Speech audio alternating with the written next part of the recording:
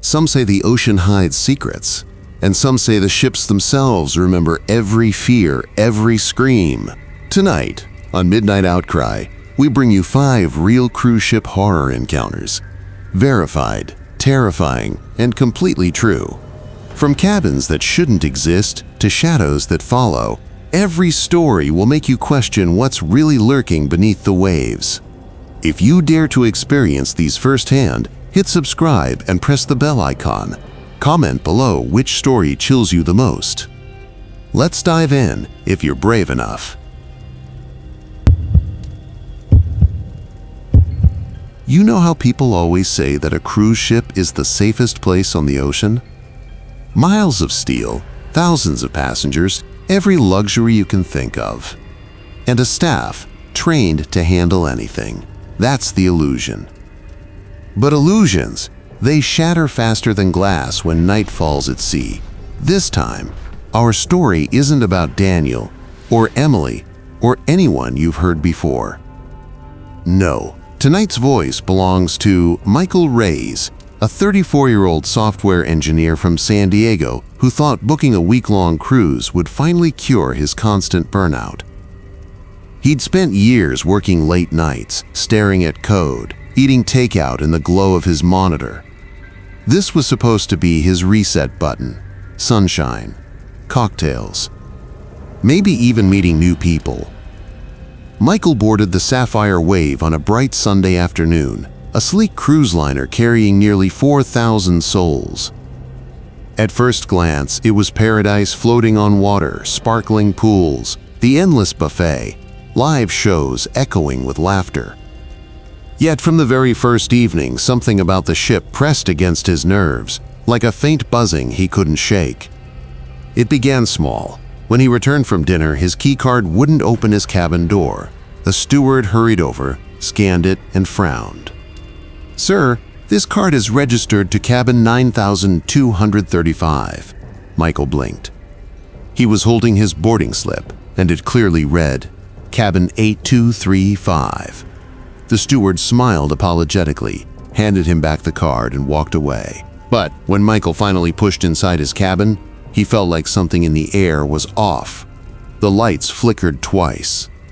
The carpet smelled faintly of seawater, though housekeeping kept every other hallway pristine. That night, as he tried to sleep, the sound of dripping water woke him. He sat up.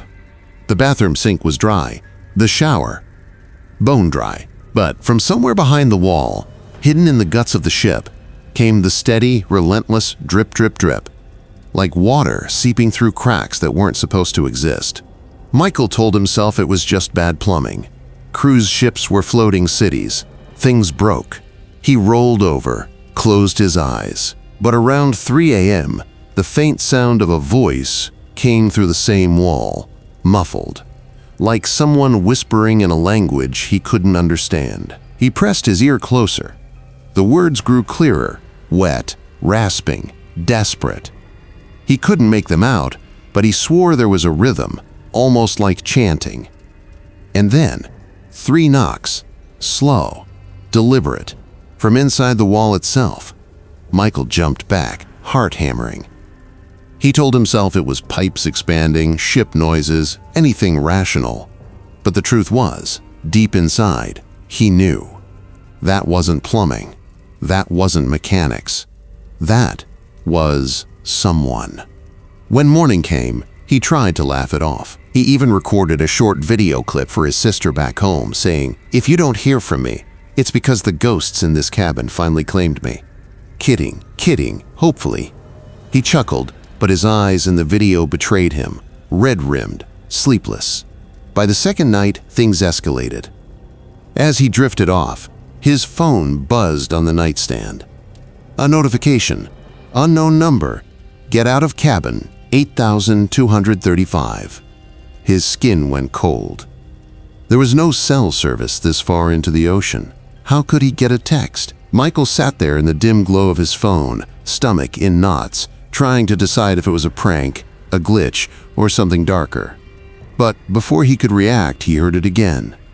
The whisper, the drip, and then, knuckles dragging across the inside of the wall, tracing slowly from one corner to the other, like whatever was inside was crawling closer. And that was only night 2. Michael couldn't sit still. He switched on the cabin lights, pacing the narrow room as though brightness alone could drive out whatever clung to the shadows. Every rational explanation he had, faulty plumbing, bad wiring, maybe a prank from another passenger, collapsed under the weight of that text message. He tried the ship's Wi-Fi. No connection. He checked his phone settings. Still no service. His chest tightened as he replayed the words glowing on the screen. Get out of cabin. 8,235. At breakfast the next morning, Michael scanned the room, searching faces for signs of mischief. Everyone looked normal. Tourists piling pancakes, families laughing, retirees sipping coffee. Nobody seemed like they'd broken into his phone at 3 a.m. When he mentioned the dripping walls to the steward, the man's smile faltered for a fraction of a second. It was quick, almost invisible, but Michael caught it. "Maintenance will look into it, sir," the steward said softly, then hurried away before Michael could press further. That night, Michael made a plan. He wasn't going to sleep. He brewed strong coffee, set his phone on record, and sat in the armchair facing the wall where the noises always began. The clock crawled past midnight, and for hours, nothing happened. Just the hum of the ship, the faint rocking of the sea. Around 2:17 a.m., the dripping began again. This time, the sound wasn't behind the wall. It was inside the room. A puddle formed on the carpet, water darkening the floorboards beneath the armchair. Michael leapt up, pulling the chair aside. His breath caught. The water wasn't coming from the ceiling or pipes. It was seeping straight out of the carpet like the ship itself was bleeding ocean into the room. Then his phone buzzed again. He snatched it up, hands trembling. Another message. Same unknown number. "Don't open the door." A knock followed. This time, it wasn't behind the wall. It was on the cabin door. Slow, heavy, measured. Michael froze, eyes locked on the door handle as it rattled slightly, like someone testing the lock. He whispered under his breath, "Go away. Please, go away." The knocking stopped. Silence filled the room. Michael's body sagged in relief, but the phone vibrated once more. "It's not gone." The handle turned. Michael staggered backward, his heel splashing into the puddle that had spread across the carpet. The metal knob jiggled, harder this time, as though whoever or whatever was outside had grown impatient. And then, without warning, the lights flickered and died. The cabin plunged into darkness. Michael's phone screen lit up his face in pale blue, the only glow in the room. He heard it then, breathing, deep, wet, and uneven, inches from the door. Every instinct told him to run, to open the door and sprint down the hall, but the words on his phone echoed louder than his heartbeat. "Don't open the door." So he waited, sat there in the dark, every nerve stretched taut, while the breathing dragged on until it finally faded away. Morning came, and with it, a new horror. Michael's phone showed the recording from last night. He hit play, half dreading, half desperate for answers. The video showed his empty room at first, the hum of the ship. Then, the dripping water. Then, the knocking. And then, he saw it. A shadow sliding across the cabin floor, but not from outside the door. From inside the cabin, crawling out from beneath the bed. Michael shut the phone off so fast, his thumb left a smear across the screen. His chest burned with panic, every instinct screaming that the shadow he saw wasn't just a trick of light, it was real. And if it had come from under his bed, then he had been sitting just a few feet away from it all night. He yanked up the blanket, crouching low to peer underneath. Nothing but darkness, stale carpet, and the faint smell of damp wood. Still, his skin prickled as though something unseen was pressed up against him. At breakfast, he cornered the steward who had avoided him yesterday. "That cabin," Michael hissed, gripping the man's arm. "What happened in 8,235? The steward's eyes widened. He glanced around, then leaned close enough for Michael to smell the salt on his uniform. "You shouldn't talk about it out loud." His voice dropped to a whisper. "Not here." And he hurried away, tray clattering against the counter. Michael's paranoia grew heavier by the hour. In the atrium, he spotted crew members huddled together, their conversation dying the moment he came near. Later, as he crossed the lounge, two passengers looked at him strangely, then whispered something that made the hairs on his neck stand up. That night, he set his phone recording again, determined to catch proof, something he could shove in the crew's faces until they admitted what was happening. He lay on the bed, fully dressed, every muscle tight. It started earlier this time, midnight sharp, the dripping, the knock. And then, a new sound. Voices, faint, muffled, dozens of them, murmuring like a crowd gathered just outside his door. Michael pressed his ear to the wood. The whispers grew clearer, chanting, not words he could understand, but rhythmic, rising and falling like a ritual. He stumbled back, heart in his throat. His phone buzzed on the nightstand. Another text, "Stay quiet." The knob twisted, not once, over and over, like a hand was testing the lock again and again. Michael clutched the phone so hard he thought the screen might crack. The door groaned. The metal hinges bent as though straining under invisible weight. For a moment, Michael was sure it would burst open. But then the whispers faded. The knocking stopped. The dripping slowed to silence. By morning, Michael's resolve was broken. He stormed to the purser's desk, slamming his phone down. Video cued. "Look," he snapped, "look at what's happening in my room." The woman behind the desk didn't touch the phone. Her smile was tight, mechanical. "Sir, I think you've had a little too much excitement. Why don't you enjoy the deck, get some air?" "I'm not crazy," Michael shouted. Passengers turned, watching. The purser leaned forward, voice flat. "If you want to enjoy the rest of your trip, I suggest you keep your voice down about cabin 8235. Michael froze. The way she said it wasn't a threat, not exactly. It was worse. It was a warning. That night, he decided he couldn't stay in that cabin another second. He'd sleep anywhere, the lounge, the pool deck. Hell, even the lifeboats. He was cramming clothes into his suitcase when the lights flickered. The knock came again, but this time, it wasn't at the door. It was inside the room, from the closet. The knock echoed from inside the closet, 3 dull thuds that seemed to rattle the hangers. Michael froze mid-step, suitcase half-zipped, heart jackhammering. He could see the closet door vibrating gently, like something inside was pushing against it. "Who's there?" His voice cracked, barely more than a whisper. The silence that followed was worse than an answer. Michael grabbed the heaviest thing within reach, a metal lamp from the nightstand, and edged toward the closet. His hand shook as he reached for the knob. The air felt colder the closer he got, like a freezer door was open, spilling icy currents onto the carpet. He yanked the door wide. Nothing. Just his shirts hanging neatly, swaying slightly as though stirred by a breeze. But the smell hit him, wet, briny, metallic.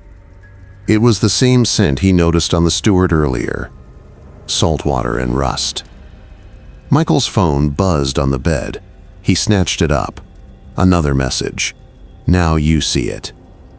Before he could react, the closet's darkness seemed to deepen, stretching unnaturally. A shadow pooled on the carpet, spilling out like black water. It twisted, pulling itself upward, forming into something vaguely human. Michael staggered back, lamp raised. "Stay away from me!" The shadow figure tilted its head. No eyes, no face, just an outline darker than the unlit corners of the room. It lifted one arm and pointed at him. And then, as if on cue, the cabin phone rang. Loud. Jarring. Michael jumped so hard he nearly dropped the lamp. He forced himself to grab the receiver. "Hello?" A voice hissed through the line, hoarse, ragged, like it hadn't spoken in years. "You're in our place." Michael's stomach dropped. "WH, what are you?" The voice rasped. "You already know." And the line went dead. The closet door slammed shut behind him. With such force, the mirror cracked. Michael stumbled out into the hallway, dragging his suitcase. He didn't stop running until he was 3 decks up, chest heaving, passengers staring at him like he was insane. He demanded another cabin. The receptionist shook her head. "We're fully booked." "Fine, then put me anywhere else. I don't care." "The hallway, the laundry room. Just not that cabin." But she only looked at him with that same flat smile he'd seen before. "Sir, there is no cabin 8235. Michael felt the blood drain from his face. "What are you talking about? I've been living in it for 3 nights." She didn't blink. "Sir, the ship ends at 8233. Maybe you wrote down the number wrong." Passengers waiting in line gave him a wide berth, whispering to each other. Michael's chest tightened. He turned toward the nearest window, desperate to ground himself. Outside, waves thrashed against the ship, darker than the sky above. When he looked back, the receptionist was gone. No one was behind the desk. The hall was empty. Michael dropped his suitcase and backed away slowly. Every sound, the hum of the engines, the creak of the walls, seemed amplified, pressing in. The phone in his pocket buzzed one last time. He pulled it out with trembling fingers. A final text, "Welcome home." The ship shuddered. The lights flickered. And Michael realized with bone-deep certainty he wasn't ever leaving that cabin. Michael didn't remember blacking out, but when he opened his eyes, he was back inside the same cabin. The air was colder, the walls slick with condensation, as though the sea itself had seeped in. His suitcase was gone. His clothes gone. Only the bare bones of the room remained. A damp mattress, a flickering lamp, and that closet door, half open now, waiting. He scrambled toward the hallway, but the door wouldn't budge. No handle, no latch, just a seamless slab of metal where the exit had been. Panic swelled in his chest. He pounded with his fists, screamed until his throat burned, but the ship didn't answer. The closet creaked. Michael spun. Something stepped out, waterlogged shoes dripping onto the carpet, trousers shredded by salt and time, and a face half-eaten away, skin hanging like seaweed. The stench of rot and brine filled the air. The figure spoke with that same broken rasp he'd heard on the phone. "You checked in, Michael, and no one checks out." Michael staggered back, pressing against the wall. His phone buzzed once more, though he didn't remember holding it anymore. On the cracked screen, a message appeared, "Passengers like you keep us afloat." The lights went out. When they came back on, there was no Michael, no bed, no suitcase. Only a perfectly made cabin, silent and waiting for the next guest. And down at the reception desk, a new name appeared in the logbook. Michael Graves, cabin 8235. But of course, there was no cabin 8235. The logbook closed itself with a soft thud, though no one was there to touch it. The reception desk lamp flickered, the old brass bell rattling as if a hand had brushed past. A whisper floated down the empty corridor. Michael's voice, faint, repeating the words he'd once sworn he'd never say aloud. "Don't open the closet." The ship swayed gently, as though lulled by the ocean's pulse. But beneath that calm rhythm was something deeper, a heartbeat that wasn't the sea's. Passengers laughed above deck, clinking glasses, dancing to music carried on the wind. None of them knew that down below the ship had claimed another. By morning, staff would swear they had seen a tall man in the dining hall, soaked to the bone, silently watching from a corner table before vanishing when the lights dimmed. A few guests would even mention hearing knocking from the cabin next to theirs, though that section of the ship had been sealed off years ago. The Ocean Crown kept sailing, proud and glittering, but its belly was swollen with secrets. For every laugh on the deck, there was a scream lost to the steel corridors below. For every dance, a step closer to the abyss. And if you ever find yourself alone on a ship that feels too old, too quiet, with a cabin that doesn't appear on any map, ask yourself one question. Would you dare open the door?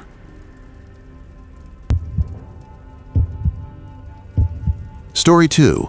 They always say cruise ships are like floating cities, safe, alive, brimming with joy. But when I boarded the Starlight Majesty, I couldn't shake the sense that someone or something was watching me. My name's Rebecca, And this trip was supposed to be a fresh start.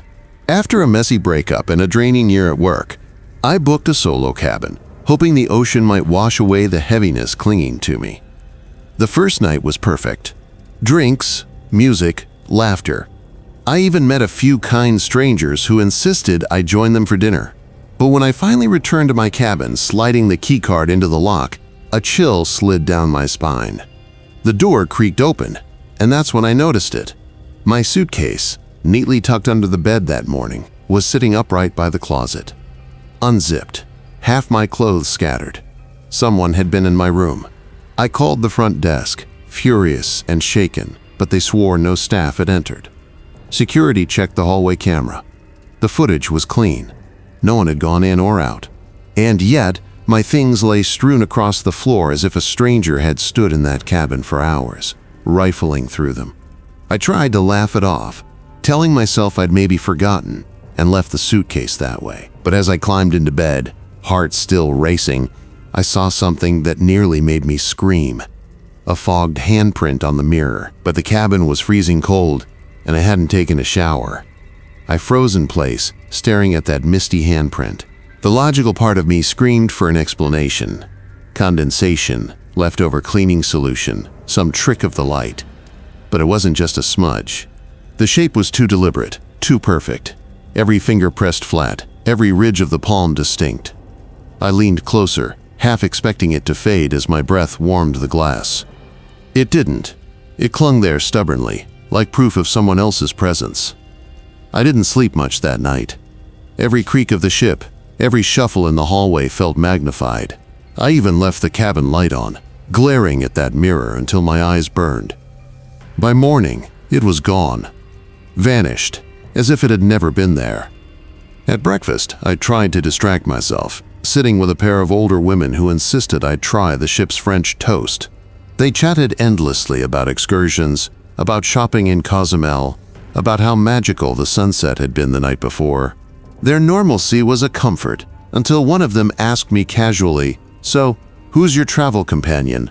The question made me choke on my orange juice. "Oh, I'm alone." She gave me a confused smile. "Really? That's strange. I could have sworn I saw someone with you when you boarded yesterday." I brushed it off quickly, mumbling something about mistaken identity, but her words clung to me. "Someone with me? No. I'd walk that gangway alone." Back in my cabin, I checked everything again. Suitcase, closet, bathroom, empty. But when I sat on the bed, the cushion dipped, as though someone else had sat down beside me. The air grew colder, sharp enough to raise goosebumps on my skin. And then, 3 knocks. Not on the door, from inside the closet. The knocks came again. 3 sharp raps from inside the closet door. My breath hitched, the sound so deliberate, so human. For a full minute I didn't move, just stared, waiting for another sound. When it finally came, it wasn't knocking. It was a slow, dragging scrape, like fingernails trailing against wood. I stood up, legs trembling, every instinct screaming, "Don't open it." But fear does strange things. Instead of running, I reached out and gripped the handle. The metal was icy cold, far colder than the rest of the room. I yanked the door open, heart hammering. Nothing. The closet was empty. My clothes hung still, no movement, no sound. I laughed nervously to myself, too loudly, too forced. That's when I noticed it. The suit I'd left neatly pressed was no longer on its hanger. It lay crumpled on the floor, as if someone had grabbed it and let it drop, and tucked under it, a photograph. I picked it up with shaking hands. It was old, black and white, edges curled with age. In it, a group of passengers stood on the deck of a cruise ship, dressed in 1950s attire, smiling, relaxed, ordinary. But in the far corner, half in shadow, was a face that made my blood run cold, pale, hollow-eyed, expressionless. The same face I'd glimpsed in my mirror the night before. I dropped the photo instantly, my hands clammy. How had it even gotten here? And then I realized someone was breathing behind me, slow, ragged, too close. I spun around. The room was empty. I wasn't alone. Every nerve in my body knew it, even if my eyes told me otherwise. The air had that charged, heavy stillness, like the silence before lightning strikes. I grabbed my phone, switched on the flashlight, and swept the beam across the room. Corners, ceiling, under the bed, nothing. But the feeling of being watched never left. Trying to steady my breathing, I crouched down and picked the photograph back up. My thumb brushed against the faded image, and I noticed something I hadn't before: faint handwriting on the back. It read in jagged letters, "He comes when the ship sleeps." My skin prickled. The ship sleeps. Did it mean night? Did it mean when the decks were deserted? Before I could even process, the cabin lights flickered. Once. Twice. Then went out completely. I froze, caught in the sudden darkness. My phone's beam was the only light, and in that narrow cone I saw movement, something shifting in the mirror above the desk. Not my reflection. Not anymore. The figure was there again. The pale, hollow-eyed face. Only this time, it wasn't just standing still. It was smiling. My flashlight slipped in my sweaty hands, beam bouncing across the room. When it landed back on the mirror, the face was gone. But written across the glass, in foggy condensation that hadn't been there seconds ago, were 3 words: "You found me." That's when the closet door slammed shut behind me. The slam of the closet door echoed like a gunshot in the tiny cabin. My legs moved before my brain caught up, spinning me around to face it. The knob rattled once, then again, then stopped. I swallowed hard, my pulse hammering in my ears. Okay, it's just maybe the AC draft or... The knob twisted. Slowly. Intentionally. I stumbled back, nearly tripping over my own shoes. My phone's light trembled with my shaking hand, casting a wild beam across the walls. And then I heard it. A whisper. Not from the hallway. Not from the bathroom. From inside the closet. It wasn't words at first, just the scraping, guttural murmur of someone breathing too close to the microphone of a phone call. But then it sharpened, forming syllables. Open it. My throat went dry. Every instinct screamed, don't. But the more I backed away, the more the voice pressed against me, like it was inside my head now, curling around my thoughts. Open it. The closet knob stopped rattling. Silence. And then, slowly, the door creaked open on its own.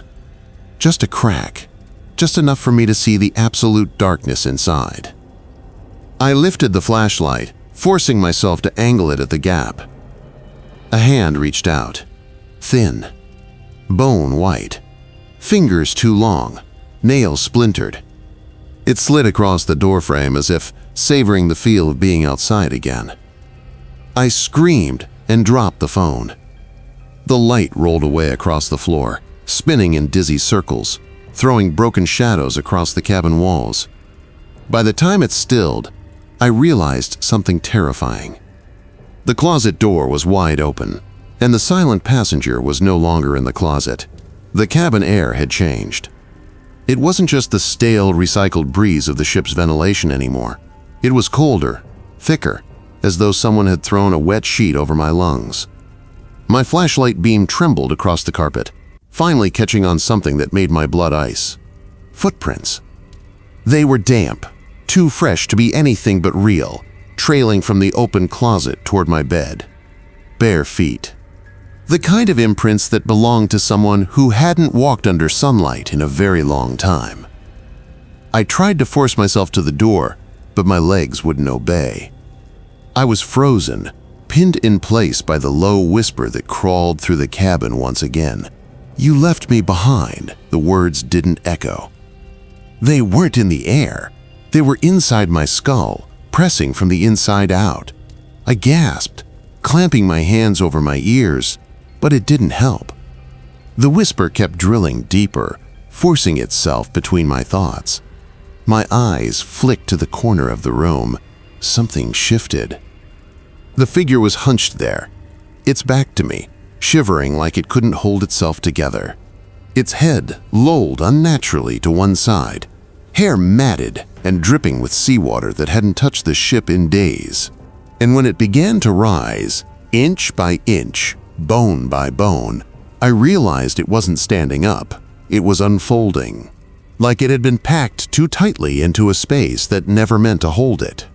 The bed frame rattled. My phone buzzed across the carpet, the screen lighting up. A single notification. Cabin 322. Don't let him in. My stomach turned to stone. Cabin 322. The very number I'd been staying in. The silent passenger's head jerked at the sound, its long arm shooting toward the floor like it could snatch the warning away before I could read it. Its fingers scraped over the carpet, centimeters from my phone, and I bolted. I don't remember deciding to run. One moment I was in the corner, the next I was hurling myself into the hallway, barefoot, heart-punching holes in my ribs. I didn't look back, couldn't look back, because the sound followed me. Not footsteps, not breathing, just that whisper. You left me behind.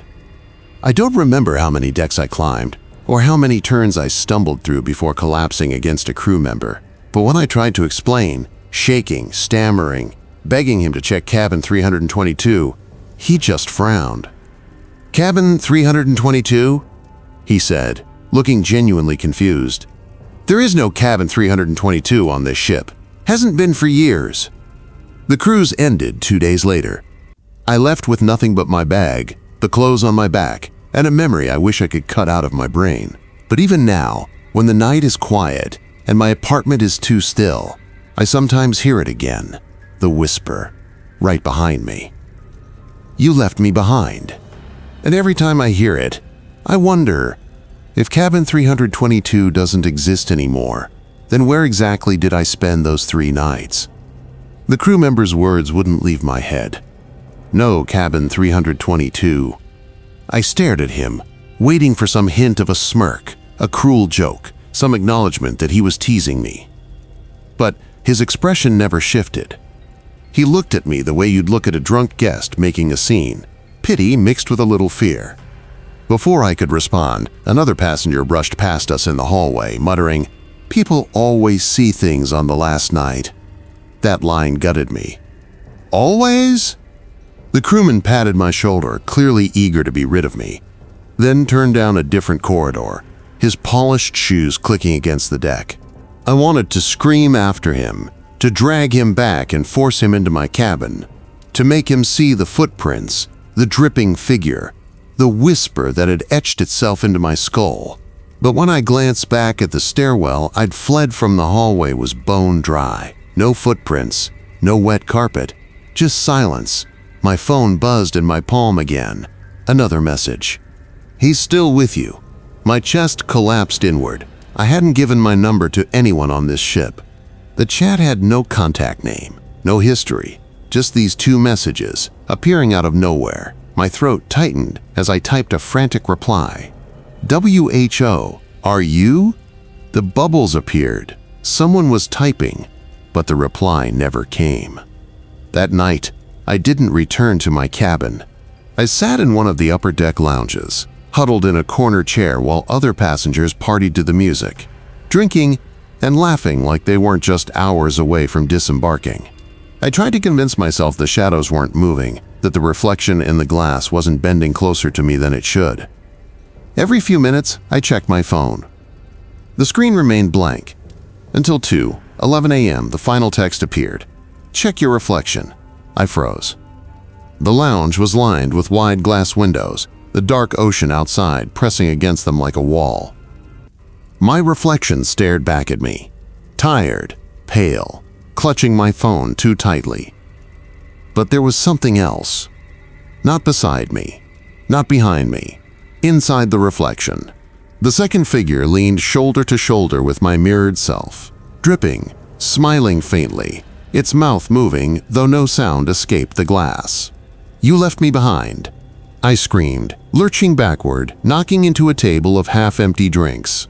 The passengers laughed, thinking I was drunk, and the bartender yelled something about cutting me off. but none of them looked at the reflection. None of them saw the thing pressed up against mine, its palm flat against the other side of the glass. I didn't sleep. The next morning, the cruise docked. Families cheered, luggage clattered, announcements rang through the halls. The world carried on. But when I reached the customs line, dragging my bag behind me, a voice hissed in my ear, not in my head, not in the glass, right there, beside me. You can leave the ship, but you can't leave me, and that's where I'll leave you. So, if you're watching this, I have to ask, if you booked a cabin on a cruise ship and later found out that room didn't exist in the blueprints, would you still stay in it? Or would you run the moment you saw that number on the door? Make sure you drop your thoughts in the comments, because I want to know what you'd do. And hey, if you're brave enough to hear more of these real encounters we dig up from verified sources, don't forget to subscribe to Midnight Outcry and hit that bell icon. Because the next passenger? Might be you. I should have gotten off at the next port. I should have demanded help, reported the messages, insisted on switching cabins. Something. But fear does strange things to you. It makes you freeze instead of fight. That night, when I left the lounge, the corridors of the ship felt like a maze I'd never walked before. Hallways bent in ways I didn't remember. Doors appeared where I swore there hadn't been any. The air was heavy, not humid, but thick, like it carried weight. And then I heard them, voices. Not in English, not in any language I recognized. Low murmurs, syllables dragging, layered voices that echoed even though the hallway was empty. I followed them because I had no choice. The sound seemed to press into my skull, tugging me forward. It led me to a stairwell. From above, shadows shifted. I froze halfway up the steps, gripping the railing so hard my knuckles burned. 4 crew members stood in a half circle at the landing. Their backs were to me, and between them was something on the floor. I couldn't make out what. It glistened wet in the dim light. One crewman spoke. Another offering. No records, no reports. It's just how the ship sails. My breath caught. They turned, too quickly, as if they'd sensed me. And in that split second, I knew they saw me. Their eyes didn't hold surprise, or anger, or even fear. They held recognition. Like I wasn't the first passenger to stumble across this. I bolted. I didn't run to my cabin. I didn't even know where I was running. All I knew was the pounding of my feet on the deck, the slam of doors as I cut through one hallway after another, desperate for any place that felt normal again. But the ship wouldn't let me. Every turn dragged me into narrower corridors, dimmer lighting, carpets that squelched underfoot as though they were soaked through. A metallic taste clung to the back of my tongue, iron and salt mixed. My lungs burned, and then the text, "Don't run, you'll only make him angry." I stopped dead. The phone screen glowed in the dark, casting a pale light across my trembling fingers. And then, footsteps behind me, wet, dragging footsteps. I turned. The hallway was empty, but the carpet darkened, each step imprinting itself into the fibers, closing the distance between us, even though nothing visible walked there. I screamed and stumbled forward, nearly tripping over my bag. I didn't remember grabbing it, but there it was, rolling along with me as if it had followed. The ship tilted slightly, not the normal sway of ocean waves. This was sharper, deliberate, like the vessel itself was leaning toward me. I ended up at the glass lounge again. The music was gone, the passengers gone, just me, the ocean outside, and the wide expanse of black water pressing against the windows, and my reflection. Only this time, I didn't just see him beside me. I saw him in my seat. The soaked figure lounged exactly where I had sat hours earlier, his head tilted, his lips curled into a grin. His movements were mine, but delayed by half a second, like a video buffering on a weak connection. When I raised my hand, he raised his, but his palm smeared dark water against the inside of the glass. The message pinged again. "Check your reflection." The figure mouthed the words in sync. That was the breaking point. I lunged at the glass, screaming, pounding until my fists hurt. But the figure didn't break. The reflection didn't shatter. It only leaned closer, until its forehead pressed against mine through the barrier. And then it spoke. Not from the phone, not from the glass, from behind me.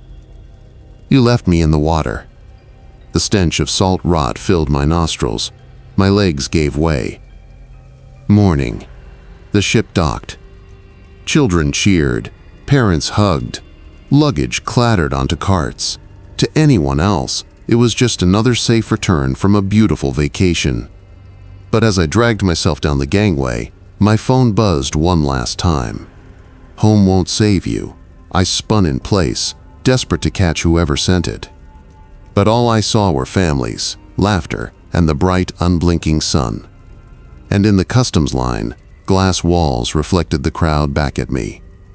Every reflection showed just one person. Except mine. Because in mine there were two. So tell me, if you saw a reflection smiling back at you that wasn't your own, would you trust your eyes, or would you smash the glass to prove it? And if you're still listening, don't forget to subscribe to Midnight Outcry and hit that bell icon so the next time one of these real encounters surfaces, you'll hear it first. Because ships may dock, but not every passenger gets to leave.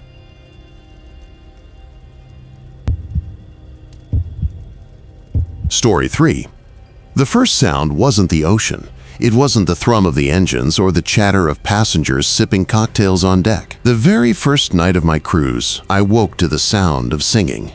Not joyful singing, not karaoke or a drunk group returning from the bar. It was low, mournful, carried on the air like the echo of a hymn inside a half-collapsed church. My name's Rachel Cole.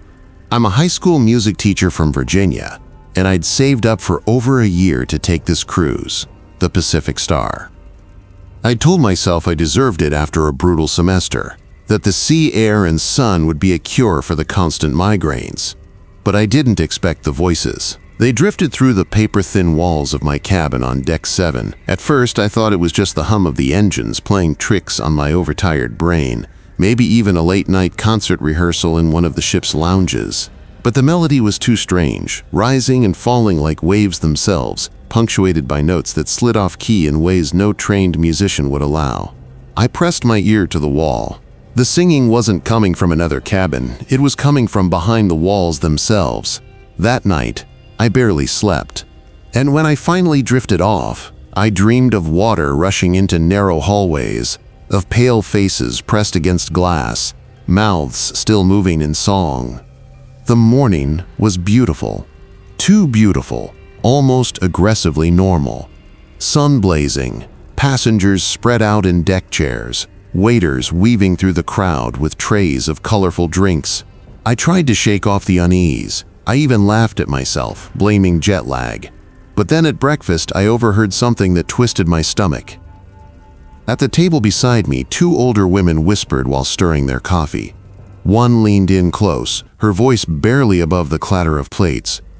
"Did you hear it last night? The voices again?" Her friend stiffened, shaking her head violently. "Don't. Just don't." When she noticed me looking, they both went silent, eyes fixed on their food. I wanted answers, but asking around made me feel like I was the ghost.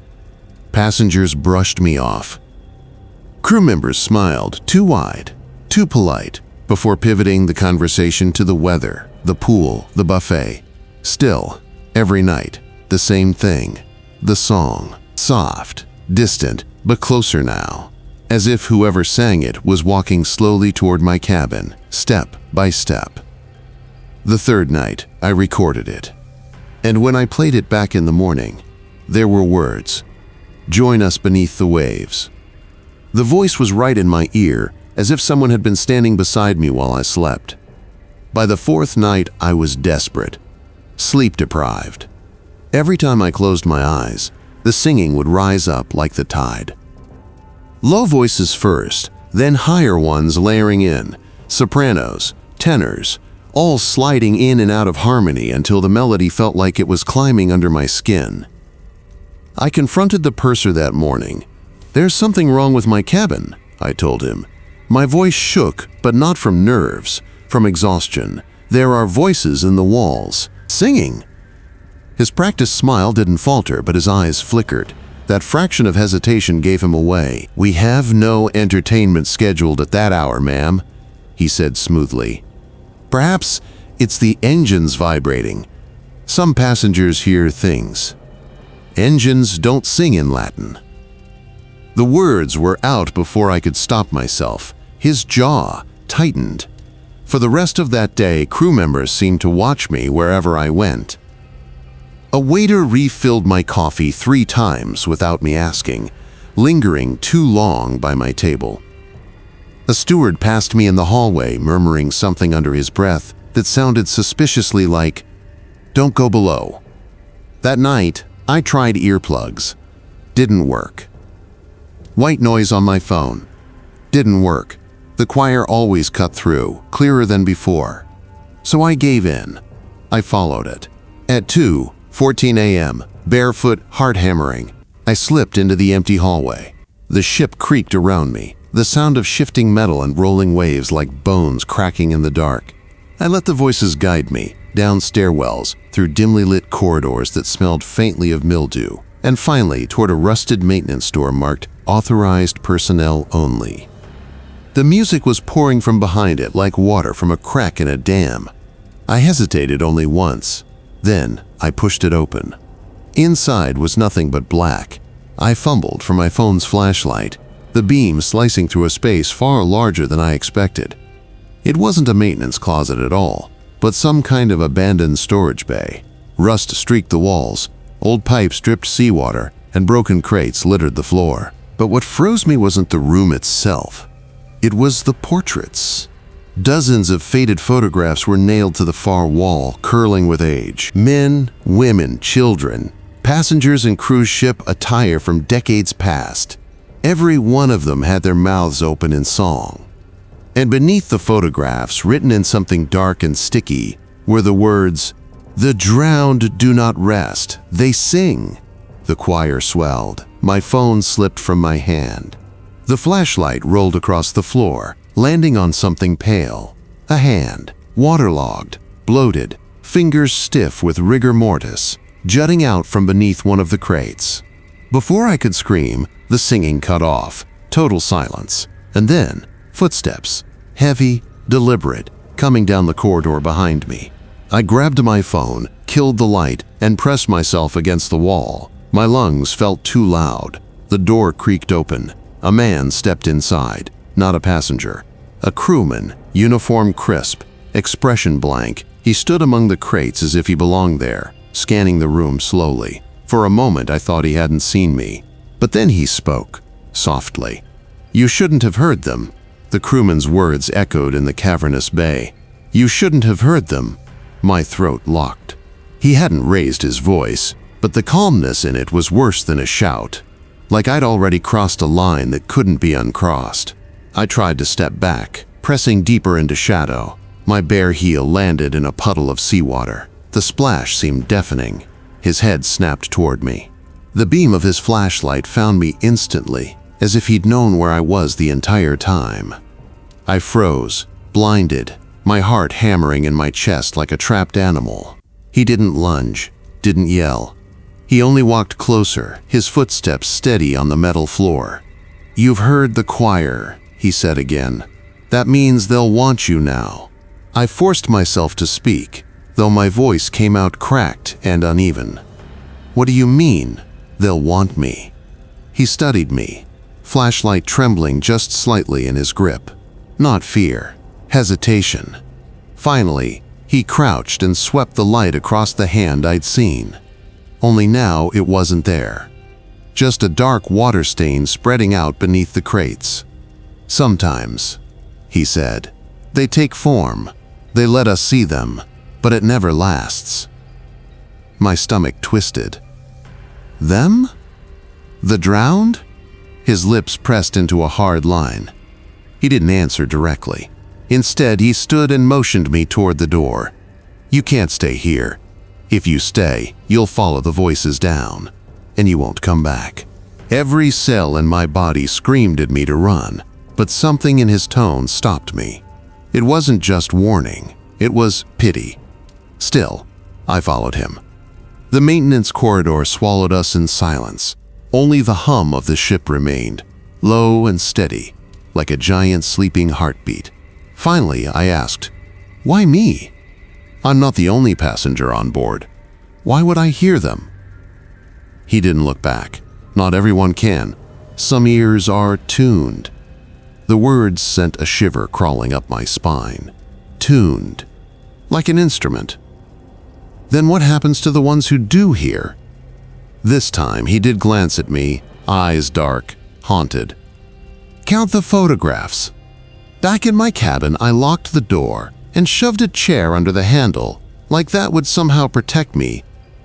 Sleep didn't come. The walls were too alive.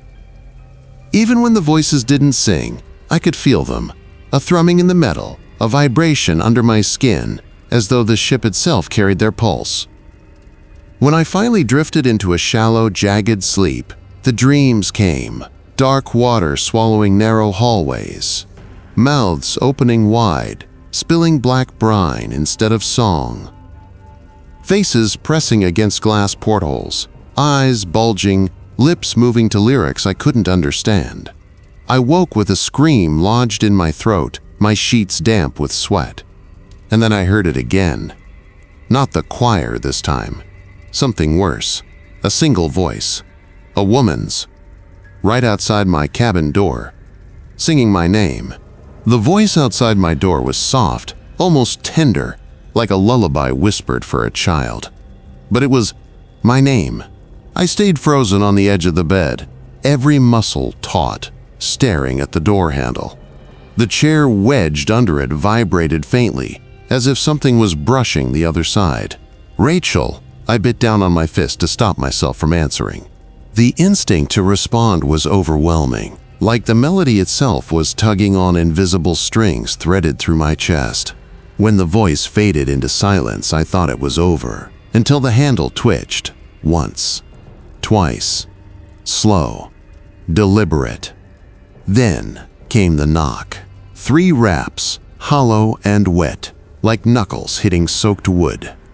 I backed toward the porthole, desperate for air, for distance. The ocean outside stretched black and endless, the faint moonlight glimmering on restless waves. And for a moment, I thought I saw something just beneath the surface. A ripple too precise, too human-shaped. I couldn't stay in the cabin. Grabbing my jacket, I shoved the chair aside, flung the door open, and the hallway was empty. No one there, no sound but the low hum of the engines.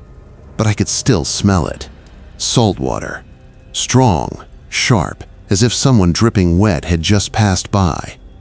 I nearly sprinted toward the elevators, but the ship felt different now. Colder. Lights overhead flickered as I moved, casting quick, strobing shadows that bent and elongated down the passageway.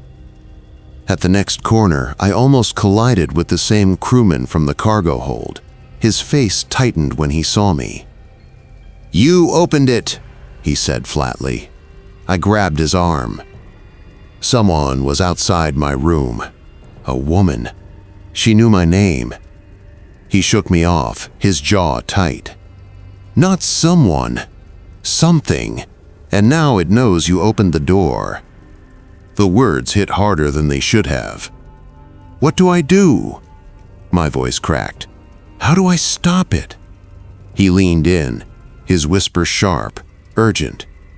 "You don't. The drowned choose who they sing to.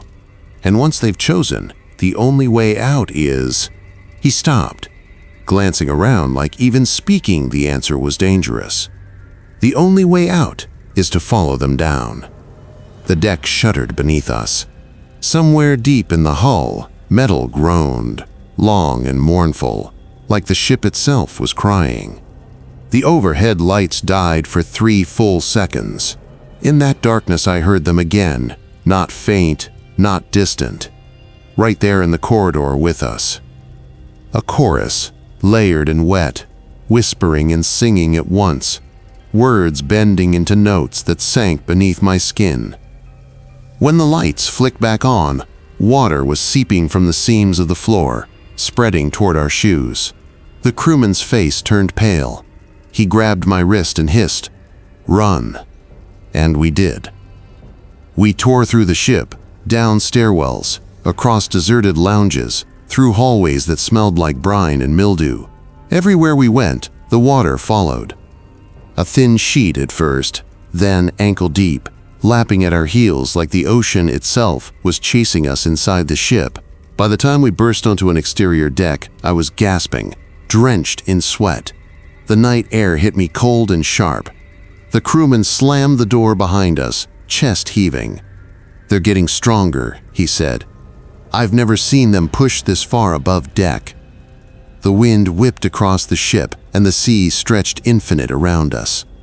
I thought I saw faces in the waves, too many faces, mouths open in silent song. And then, far out on the water, a shape began to rise. Tall, towering, human-shaped, but impossibly vast, stitched together from liquid shadow and foam. The drowned weren't just voices, they had a body, and it was coming for us. The figure rising from the ocean wasn't solid, not in the way a body should be. It rippled, broke apart, reformed, like water trying to remember what it once was. But even from the distance, I could make out its hollow sockets, its gaping mouth, and the shimmer of hundreds of faces roiling just beneath its skin. The choir. The voices hit harder out here. Not just whispers now, but a wave of song that shook the railing beneath my grip. It wasn't words I could make sense of, but I understood them all the same. "Join us. Come home. The water remembers." The crewman shoved me back. "Don't listen.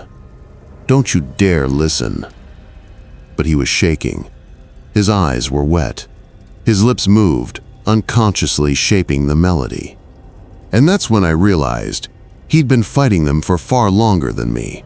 A crash shook the deck. I spun and saw water gushing from the seams of the door we'd just come through. It buckled, rattled, and then exploded outward, a flood tearing across the deck, sweeping chairs, tables, and lifebuoys in its path. I stumbled, nearly pitched over the railing.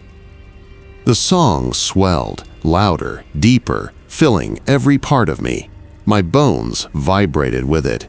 The crewman grabbed the railing with one hand, my arm with the other. "They don't just want you to drown," he shouted over the roar. "They want you to belong. That's worse." His grip trembled. His gaze flicked to the water below. And in that second, I knew he wasn't holding me to save me. He was holding me because he wanted to pull me in. "Let go!" I screamed, yanking my arm. His nails dug deeper. "You don't get it. None of us survive this alone. We either go down together or we join them together."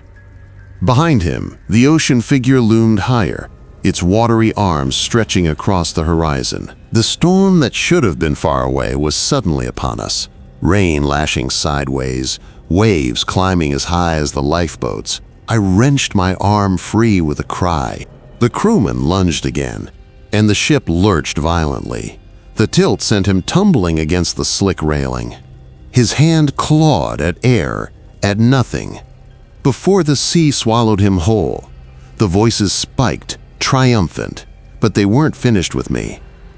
The flood rose to my knees, then my waist, cold that burned, pulling me down inch by inch. The choir didn't sound angry anymore. They sounded patient, certain. I staggered toward the far end of the deck, where a spotlight mounted on the mast cut through the rain.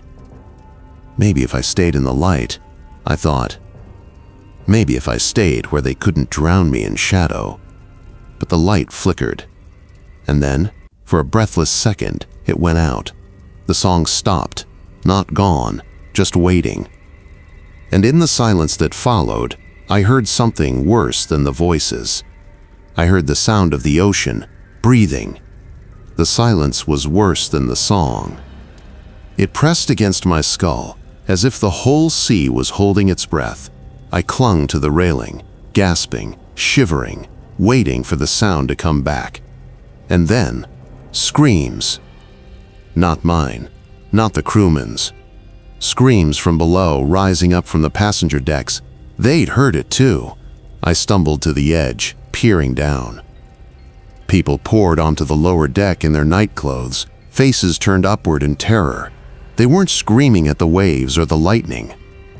They were screaming at the thing rising from the sea. The figure had grown. It wasn't just a twisted silhouette anymore. It towered over the ship like a cathedral of water, arms wide, its chest a mosaic of faces pressing outward. Men, women, children, all still singing though no sound came out. And then, as if timed, the spotlight sputtered back to life. The song returned, but it wasn't a whisper now. It was a deafening chorus. The voices swallowed the storm, shook the deck beneath me. My knees buckled, my head screamed with pain, and I realized something horrifying. It wasn't coming from the figure anymore. It was coming from the passengers. One by one, their mouths opened. Some screamed in terror, others wailed in confusion, but the moment the light hit them, the song crawled into their throats, and then they weren't screaming anymore. They were singing. The drowned choir had spread. I clutched my ears, staggering back, but the sound wasn't just in the air, it was inside me. Like the ocean itself was vibrating through my veins. I felt my jaw twitch, my lips parting. No, I bit down hard, tasting blood. My body jerked like it wasn't mine anymore. Join us, the water remembers. I backed into the mast, heart hammering. If I gave in now, even for a second, I'd be theirs. That's when I remembered the flare gun. My hands fumbled at the emergency box bolted near the railing. The glass had already shattered in the chaos. Inside, half submerged, was the flare gun and 2 shells. My fingers trembled as I loaded it, the voices inside me screaming louder with every second. The spotlight flickered again. The figure leaned closer, towering directly above me now. Its face, if it could be called that, pushed forward, water bulging, reshaping until I saw her. The missing singer from the opening night. Her mouth opened, wider and wider, until her face collapsed back into the chorus. I fired. The flare tore through the storm, searing red across the black sky. For a heartbeat, the song faltered. The faces rippled. The passengers below clutched their ears and fell to their knees. And I thought, maybe I'd broken it. Maybe light was the answer. But the flare burned out. And the song returned, stronger than before. The water surged, the ship tilted. I felt it in my bones. We were going under. The choir didn't want to sacrifice this time.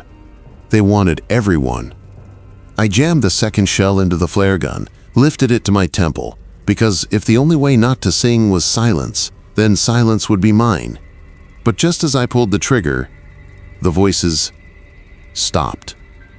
Not faded, not muffled, just gone. The deck was quiet. The storm was gone. The sea calm.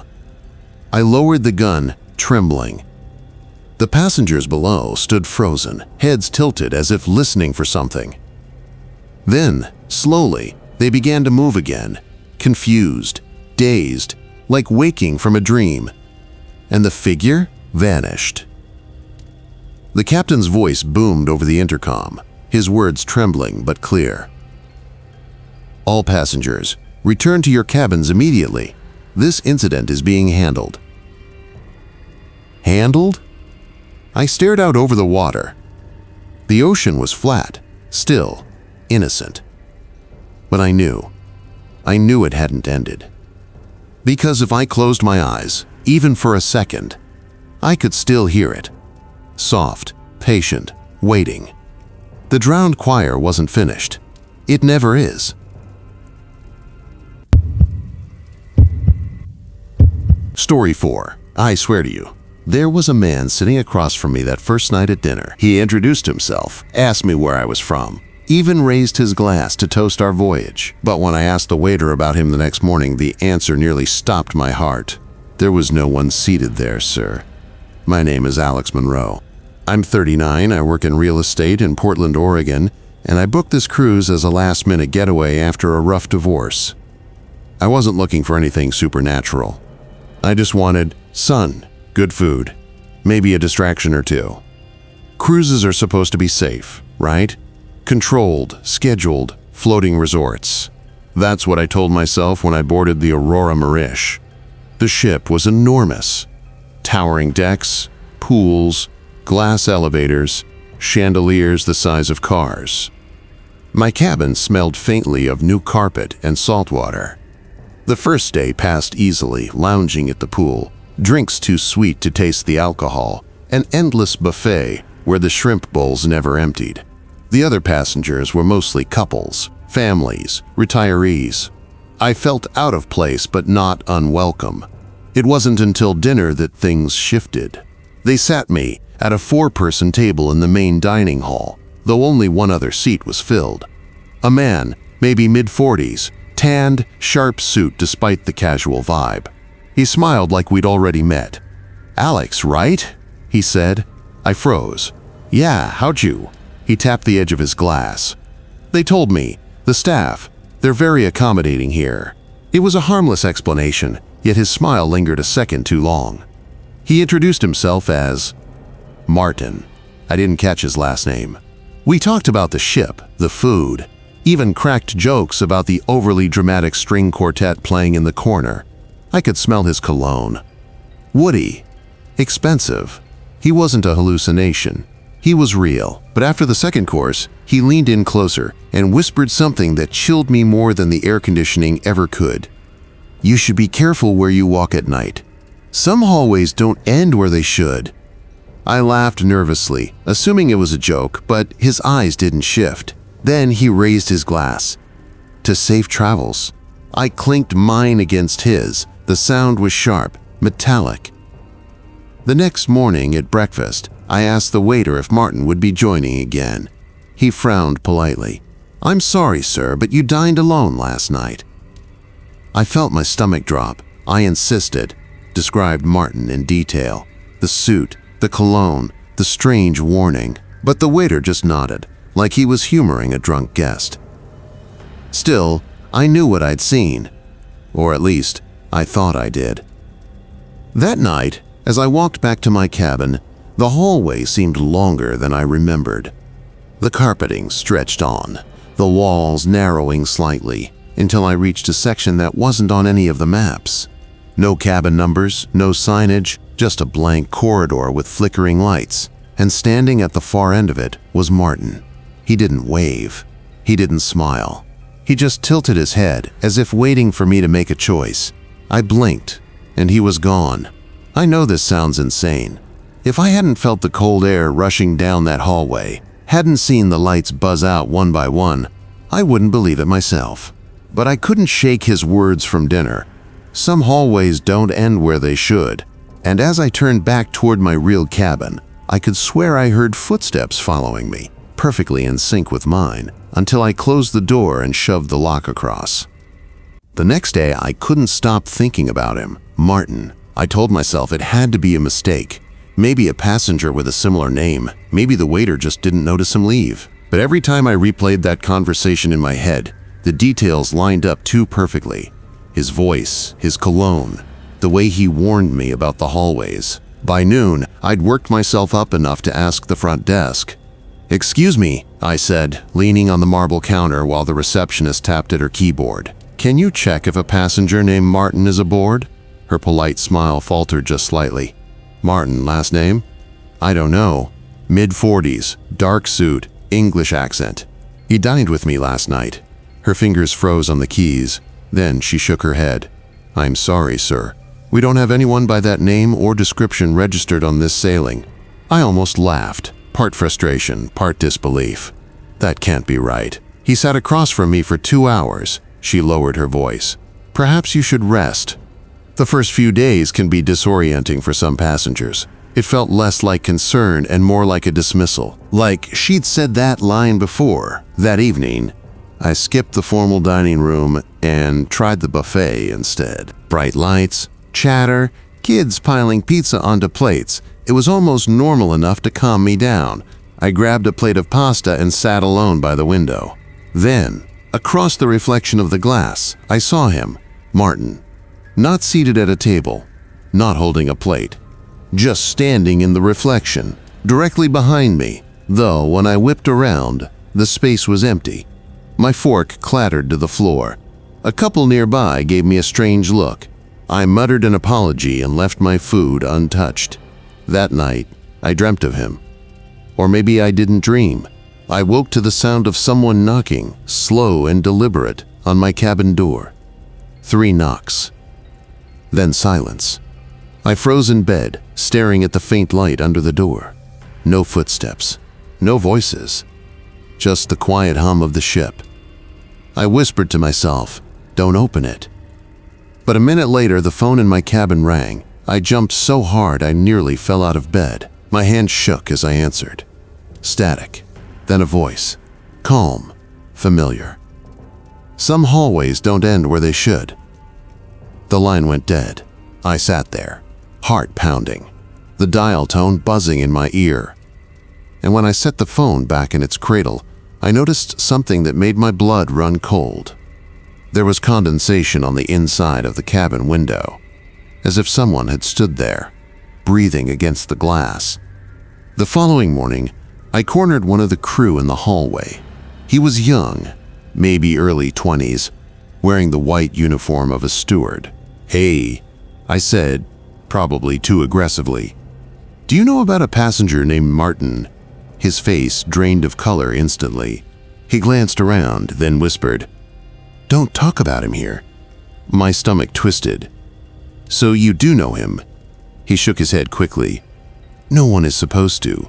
Please, forget it. For your own sake." Then he turned on his heel and hurried away, leaving me staring after him.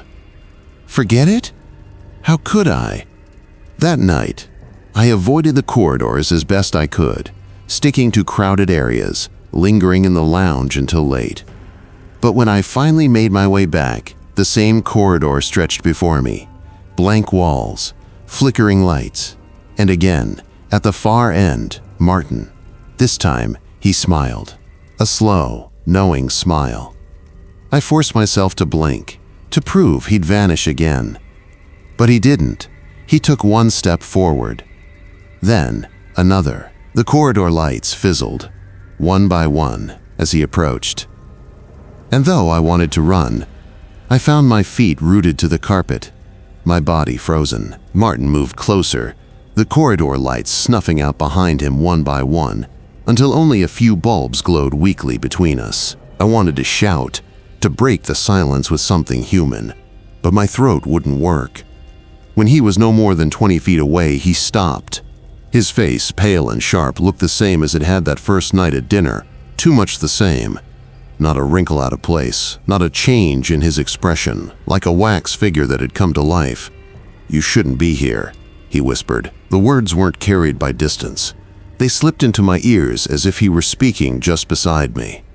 I turned and bolted. My feet remembered how to move before my brain did, and I sprinted through the hall, taking corners at random until I crashed into a group of laughing passengers near the elevators.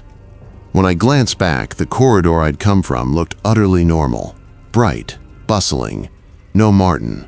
But the smell of his cologne still clung to me. The next morning, I tried to get answers again, this time from an older crew member, one who looked like he'd worked the ship for decades. I caught him while he was polishing the brass railings by the observation deck. "Sir," I said, lowering my voice, "I need to ask you about a man named Martin." He didn't even look up from his cloth. "Hugh? Saw him?" My heart lurched. "So he is real." The man sighed. "Real enough." Then, in a near whisper, "Not a passenger, not anymore." He glanced around nervously, then leaned closer. "Some people, they don't leave. Their bodies go, sure, but something stays behind. The ship remembers them." He's one of those. I opened my mouth to press for more, but he straightened, suddenly stiff and professional. "Enjoy your voyage, sir," he said loudly, and walked away before I could say another word. That night, I didn't even try to sleep. I left the TV on, sat upright in bed, and told myself, if I don't close my eyes, he can't get in. But sometime around 3 a.m., exhaustion betrayed me. I must have drifted off because I woke to find the cabin lights off, though I hadn't switched them. And there he was, Martin, sitting in the chair across from my bed, legs crossed neatly, hands folded in his lap. The darkness didn't blur him. If anything, it sharpened him, like the shadows belonged to him. "Why me?" My voice cracked in the silence. He tilted his head. "Because you see me, most don't." I gripped the sheets. "What do you want?" "To leave," he said simply. "But I can't. Not without help."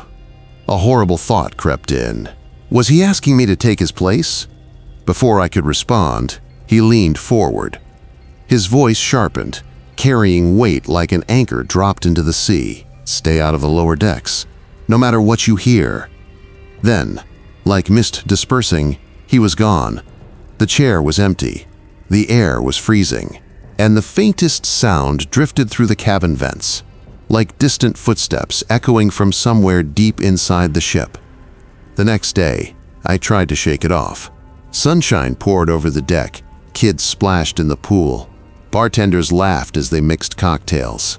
But I felt like I was walking around inside a dream, everyone else reading from a script while I kept fumbling my lines. Still, Martin's warning wouldn't leave my head, stay out of the lower decks, which, of course, meant that's exactly where I had to go. Around midnight, when most of the ship was asleep, I slipped out of my cabin. My sneakers muffled my steps as I made my way to the service elevator. A sign clearly marked crew only, but I pushed the button anyway. The doors rattled open as if waiting just for me. The ride down felt endless. Each deck number blinked past like a countdown. 6, 5, 4, 3. Finally, the light above the door flickered out. No number, just silence. The elevator groaned and shuddered to a halt. When the doors creaked open, I was met with a wall of cold, stale air. The corridor beyond was narrow, pipes running along the ceiling, the kind of place no passenger was meant to see. I stepped out. The deeper I went, the less the ship felt alive. No hum of engines, no sway of water, no voices, just echoing emptiness. Then, drip, a steady dripping sound somewhere ahead. I followed it, the light from my phone barely carving a tunnel through the dark. I passed locked storage rooms, metal doors with no handles, strange stains on the floor I refused to identify.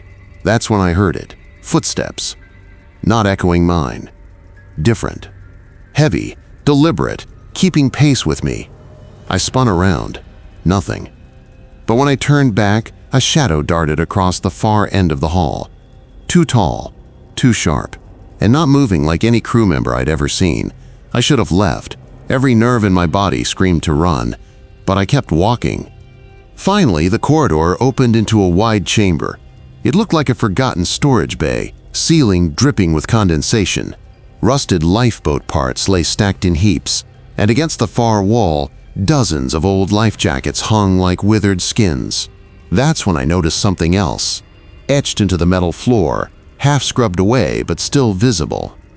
Numbers, dates, names. I crouched to trace them with my finger. These weren't maintenance notes. They were tallies. A record of people who'd gone missing.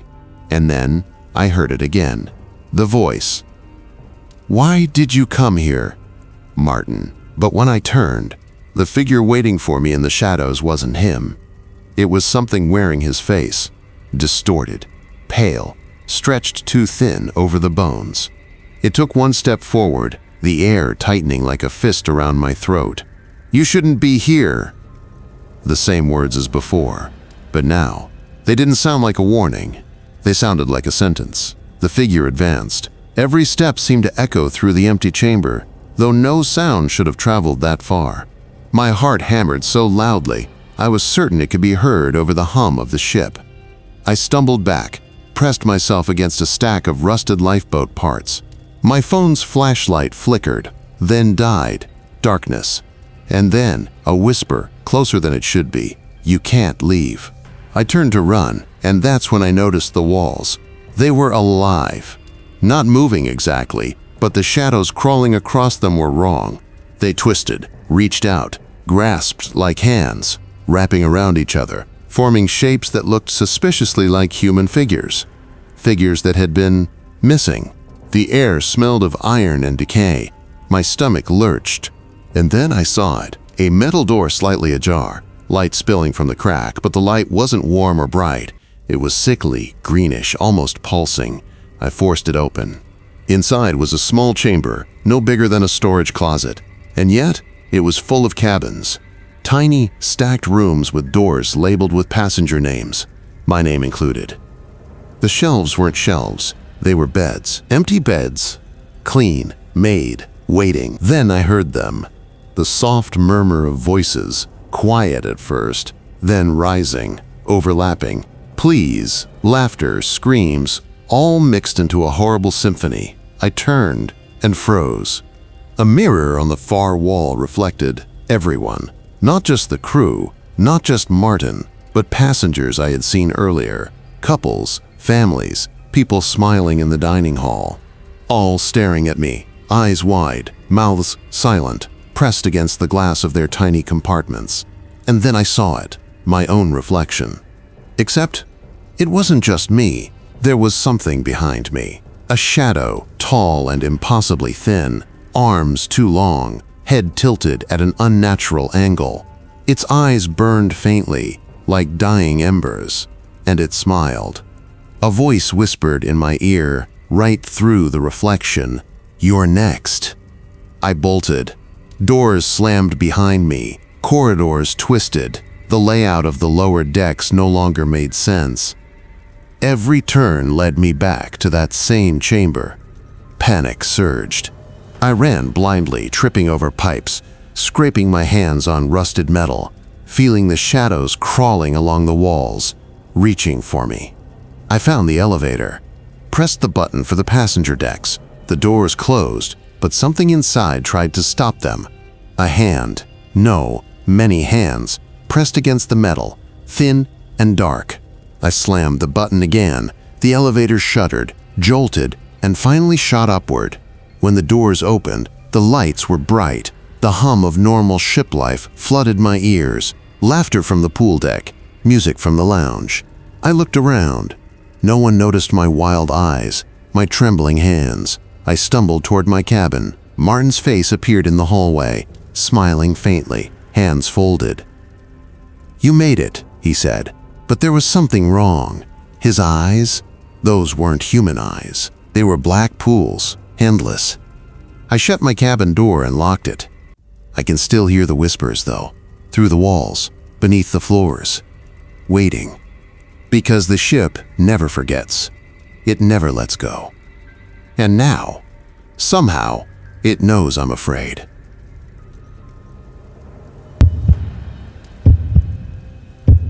Story 5. The first time I boarded the Aurora Seas, I thought I was just taking a luxurious cruise to escape the chaos of life on land. My name is Lucas Reyes, and I've traveled the world for work, but this was supposed to be different. Something relaxing, something normal, something safe. The ship was massive, gleaming under the port lights, every deck alive with passengers, laughter, and music. I had booked a single cabin on the 9th deck, a cozy little room with a balcony overlooking the water. As soon as I stepped inside, I noticed it, a faint chill in the air, as if the cabin had been waiting for me. I shook it off as a draft and unpacked. By nightfall, the ship had slipped into the gentle rhythm of ocean waves, the distant hum of engines soothing. I was alone in my cabin, the balcony doors open, letting the sea breeze in. That's when I heard it, a soft scratching, coming from just outside the cabin door. I froze. At first, I convinced myself it was another passenger walking the halls, maybe a late-night wanderer, but the sound didn't stop. It persisted, rhythmic, almost deliberate. I reached for the door handle, my hand trembling. No one was there. Nothing but the empty corridor stretching into darkness. I laughed nervously at myself, told myself I'd been traveling too much, that stress made shadows move. I closed the door and locked it, but the scratching didn't completely fade. It seemed to linger in the corners of the room. The next morning, I mentioned it to the ship's crew. They smiled politely, shrugged. "Ships are old, sir. Settling noises." Their smiles didn't comfort me. Something about their eyes. They seemed too aware, too calm, like they were waiting for something too. That night, I tried to sleep, but the scratching returned, louder, closer, and then I heard the whisper, "Lucas." I bolted upright. My heart pounded so hard I was certain it would echo through the cabin. The balcony door, which I had firmly closed, was ajar. The ocean breeze carried a strange metallic smell. I slammed the door shut and pressed myself against it, too scared to breathe. Then came the creaking, not the normal groan of a ship's floor, but something sliding, deliberate, moving across the cabin. Something unseen. I grabbed my phone, shining the flashlight across the room. Shadows shifted unnaturally. The room felt alive, pressing in. And in the corner, I saw it. A faint, human-like silhouette, barely visible, standing so still that I questioned if I had imagined it. I whispered into the darkness, my voice shaking, "Who's there?" No answer, but the shadows moved closer. By the time I fell into a fitful, exhausted sleep, I knew the ship had claimed my attention in a way I couldn't explain. The Aurora Siege was not just a cruise, it was alive. And it was watching. I woke to the faint hum of the ship's engines, but something was off. The cabin, which had felt just slightly cold the night before, now carried a heavy, almost suffocating chill. I rubbed my eyes and tried to shake off the unease, convincing myself that the previous night had been a dream or a figment of travel fatigue. Then I noticed the balcony. The door was wide open, the curtains fluttering violently in the wind. I was certain I had locked it. Panic surged, but as I stepped closer, I realized something even stranger. Footprints, small, wet, dragging across the carpet toward the corner of the room. I froze, heart hammering. No one should have been on the 9th deck at this hour, let alone inside my cabin. I grabbed my phone again, dialing the ship's security, but there was no dial tone. The line was dead. My own reflection in the mirror caught my eye. I barely recognized myself, pale, eyes wide, clutching the phone like a lifeline. Then came the whisper again, faint but distinct. "Lucas." I spun around. Nothing. Just shadows stretching unnaturally along the walls, twisting with the flicker of the ceiling lights. My mind raced. I tried to rationalize. Maybe a crew member, a prank, something explainable.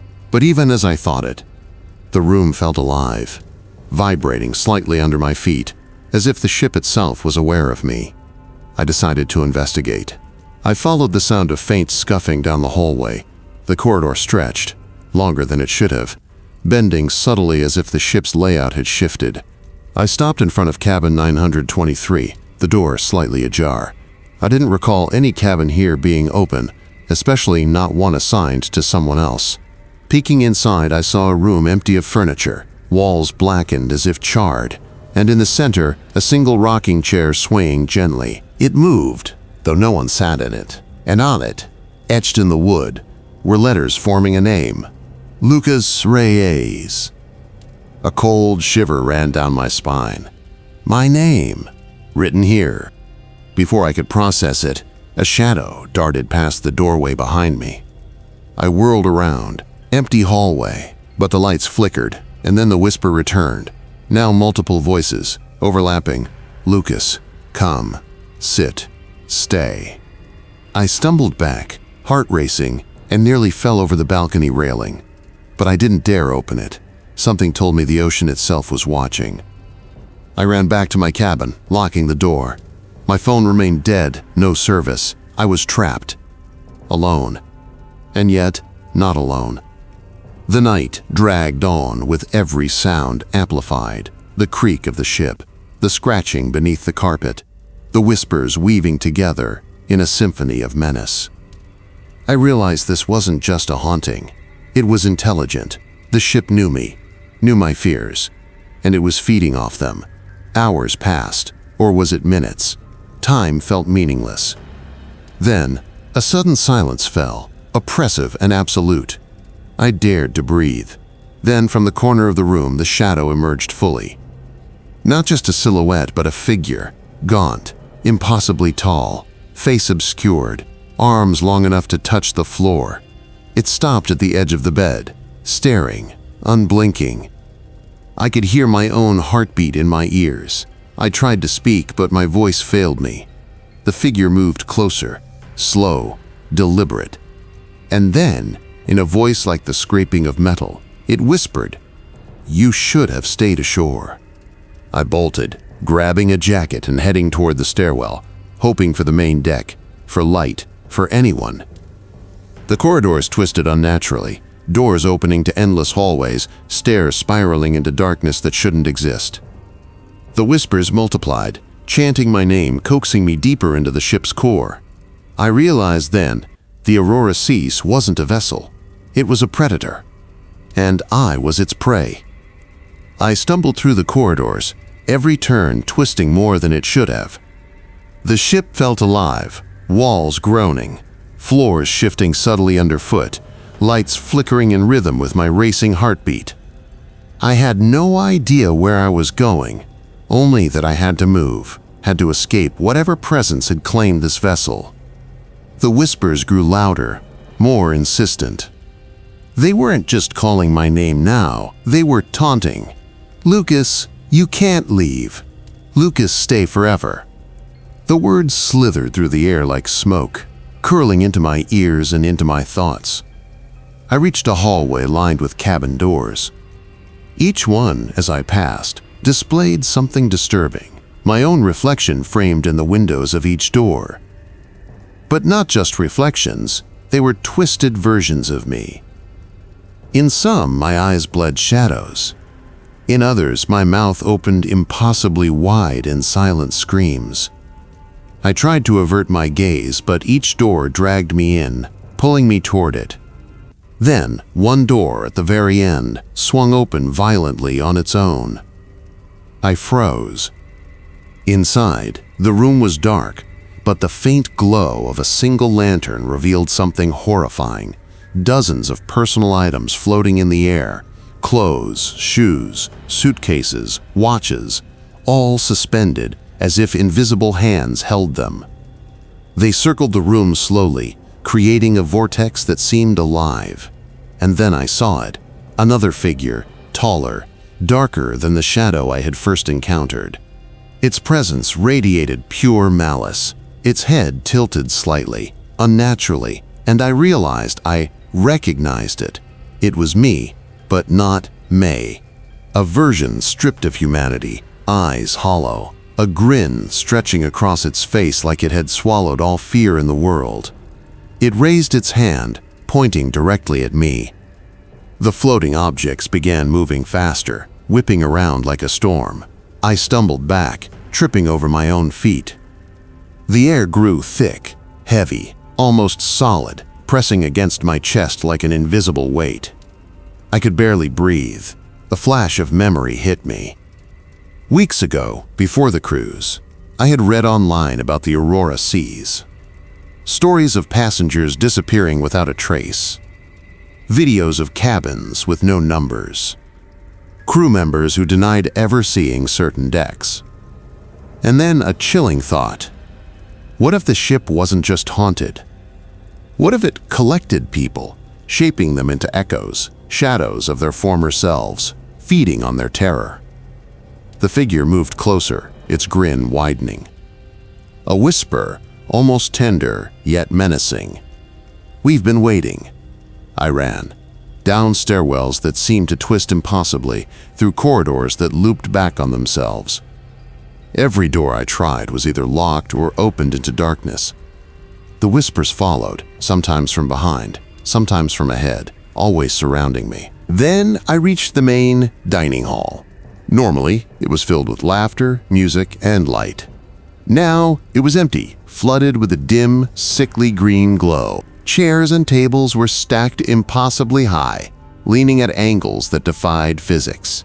Shadows pooled in every corner, and I saw dozens of figures, each a twisted reflection of passengers I had passed earlier, their faces blank, eyes hollow. They turned toward me simultaneously. A shiver ran down my spine. I was surrounded, but something else caught my attention. A staircase leading to the lower decks, where the ship's engine room should have been. A faint light flickered from below. Instinct told me this was the only way forward, the only chance to confront whatever was consuming the Aurora seas. I took a deep breath and stepped toward it. The shadows shrieked, a chorus of voices mingling with the ship's hum, trying to pull me back. But I pushed forward, descending into the unknown. At the bottom, the engine room was nothing like I expected. No roaring machinery, no humming engines. Instead, a cavernous chamber, walls lined with mirrors that didn't reflect the room but may. And not just me, thousands of versions of me, frozen in expressions of terror, pain, and despair. And in the center, the first shadow awaited, now fully formed, smiling. Its voice rang through the chamber. "Welcome home, Lucas." I realized with horror that the ship hadn't just been haunting me, it had been waiting for me to arrive, to become part of it. I had a choice: run deeper into the ship and risk the unknown, or stay frozen and let the shadow claim me. The floor beneath me groaned, shaking, as if impatient. I swallowed my fear and ran toward a narrow corridor at the far end, the mirrors reflecting my movements in every possible way, multiplying the terror exponentially. The whispers followed, but something new emerged, a faint, almost human voice, cutting through the chaos. "You can fight it. Don't let it take you." Was it hope or a trick? I didn't have time to think. I sprinted, diving into darkness, chasing the faint light at the corridor's end, knowing that whatever waited for me was closer than ever. The corridor seemed endless, stretching farther than logic allowed. My lungs burned. My heart pounded, but I couldn't stop. The faint light ahead flickered like a heartbeat, and I realized it wasn't just light. It was a signal, a pulse calling me forward. The whispers had escalated, now overlapping in chaotic symphony. Some mocked me, some begged me to stay, some called my name in tones that made my skin crawl. Every step I took, the shadows grew bolder, crawling along the walls like black water, reaching for me with impossibly long arms. Then the floor beneath me shuddered violently, throwing me forward. I stumbled into a massive chamber I hadn't noticed on the ship's deck plans. The ceiling arched high above, draped in ropes of seaweed and strange, glistening filth that I couldn't identify. The air smelled of salt, decay, and something metallic. My flashlight illuminated a scene that made my stomach turn. Bodies, dozens of them, or perhaps echoes of them, hung suspended in midair, encased in semi-transparent cocoons. Faces frozen in terror, limbs contorted, mouths open in silent screams. Some were crew members I had seen earlier, others passengers I couldn't name. All of them stared blankly, trapped between life and death, suspended in a time that didn't exist. And then I saw it. The shadow, larger than ever, standing atop a pile of debris, its form shifting, almost liquid, yet terrifyingly solid. Its face grinned with my features, distorted, laughing silently. It pointed directly at me, and I felt a cold pull in my chest, a tugging at my very soul. "You belong here," it hissed, the voice echoing, layered with all the others. "The ship takes what is owed. You will join us." I shook my head, forcing myself to run. But the room itself had changed. The walls rippled like water, corridors twisted and multiplied. Every path I chose led back to this chamber. It was as if the ship had grown aware of my movements, learning, anticipating, trapping me in its nightmare heart. I needed another way. My eyes darted around, scanning for anything that could give me an edge. That's when I noticed it. A small ladder tucked behind a stack of crates, leading upward. It was narrow, barely wide enough for one person, but it led somewhere. I climbed, feeling the shadows brush past me, trying to grab hold. My hands scraped against metal and rotting wood, and I could hear whispers now forming coherent words like a chorus chanting in unison. Do not leave. Stay. Become. Finally, I reached the top, emerging onto a deck I hadn't explored. The ocean stretched endlessly around me, black and churning, waves slamming against the hull. The wind tore at my clothes, carrying salty sprays that stung my eyes. For the first time, I felt a moment of freedom. But the shadow was already there, hovering just below the deck, eyes glowing faintly red. It lifted from the depths like a predator emerging from water, moving impossibly fast. I turned, sprinting toward the lifeboat area, heart hammering, praying the vessel still held operational equipment. I reached the lifeboats, and to my surprise, one was ready, tethered loosely. I didn't hesitate. I climbed in, cutting the rope with a broken piece of metal. The engine roared to life, though I hadn't expected it to. I shoved off into the dark waters, leaving the Aurora seas behind. But as I floated away, the ship didn't shrink. It grew. Shadows rose from its deck like tendrils, reaching for the water, for me. The whispers became a deafening roar in my mind. You can't escape. And then, just as suddenly as it had begun, silence. The ship vanished from the horizon, leaving only black waves behind. I was alone, or so I thought. From the corner of my eye, I saw a faint ripple on the water's surface. A shadow, mirroring the shape of the ship, stretched across the waves. It wasn't gone. It was waiting. Always waiting. I paddled toward a distant light on the horizon, telling myself I had survived. But deep down, I knew this was only temporary. The Aurora Seas didn't forget. It didn't forgive. It merely waited for its next victim. And somewhere, deep in the shadows, my own reflection grinned back at me, a reminder that part of me had been left behind, forever tied to the ship's eternal nightmare.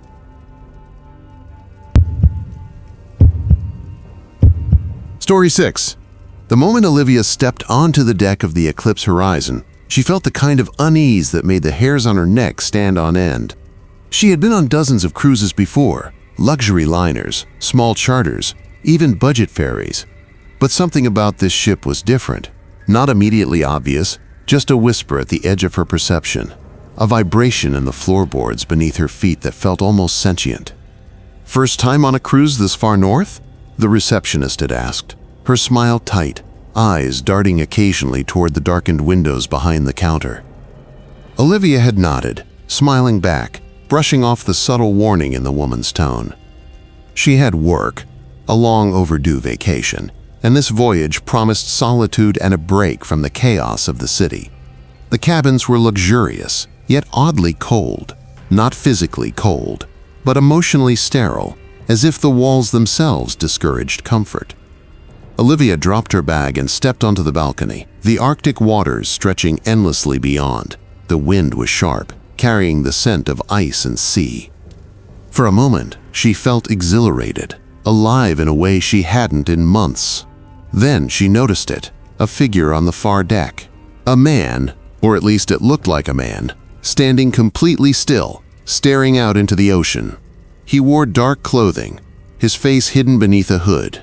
Olivia blinked. He didn't move as the ship lurched over the waves. He didn't even turn when other passengers passed by, laughing, taking photos. And then, just as she looked away for a second, he vanished. Shaking her head, she convinced herself it was just a trick of the light, the shadow, a reflection, nothing more. By nightfall, the ship felt different. The chatter of passengers was muffled, distant, as if the walls absorbed sound. Olivia tried to settle in with a book, the hum of the engines below, soothing in its monotony. But the first whisper came almost immediately, soft, like ice scraping across glass. She froze. Her eyes darted around the cabin, but she was alone.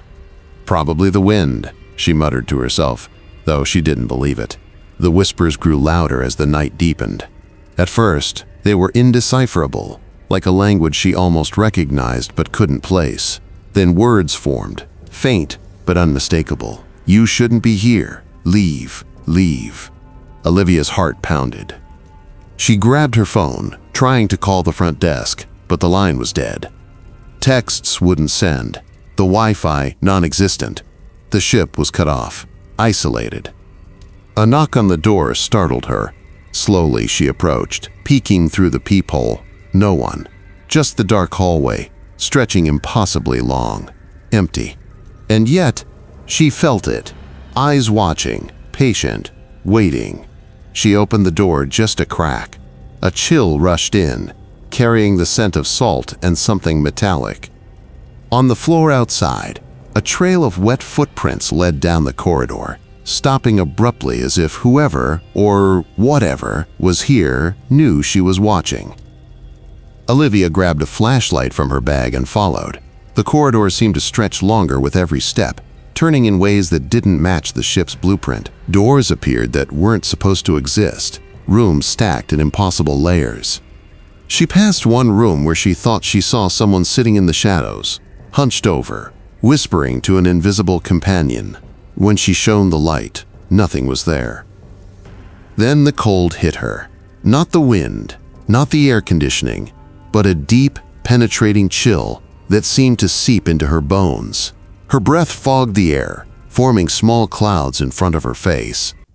The whispers became a chorus, voices overlapping, some crying, some laughing, all saying her name, Olivia, Olivia. She stumbled into a large hall. The main deck had transformed. Where there had been seating and luxury lounges, now there were walls covered in dark water stains, tables overturned, and the faint outlines of figures moving beneath the surface, trapped just below. Like reflections in black glass. Their mouths opened in silent screams as the shadows twisted toward her. Olivia's flashlight flickered, then died. The darkness pressed in, thick and suffocating. She could hear footsteps behind her, slow, deliberate, though every time she spun, no one was there. Then the hooded figure appeared at the far end of the hall, standing perfectly still. She could feel its gaze burning into her, though she couldn't see its face. Frozen in terror, she watched as it raised a hand, pointing at her. A whisper slithered into her mind. "Join us. The ship remembers." Suddenly, the floor beneath her gave way.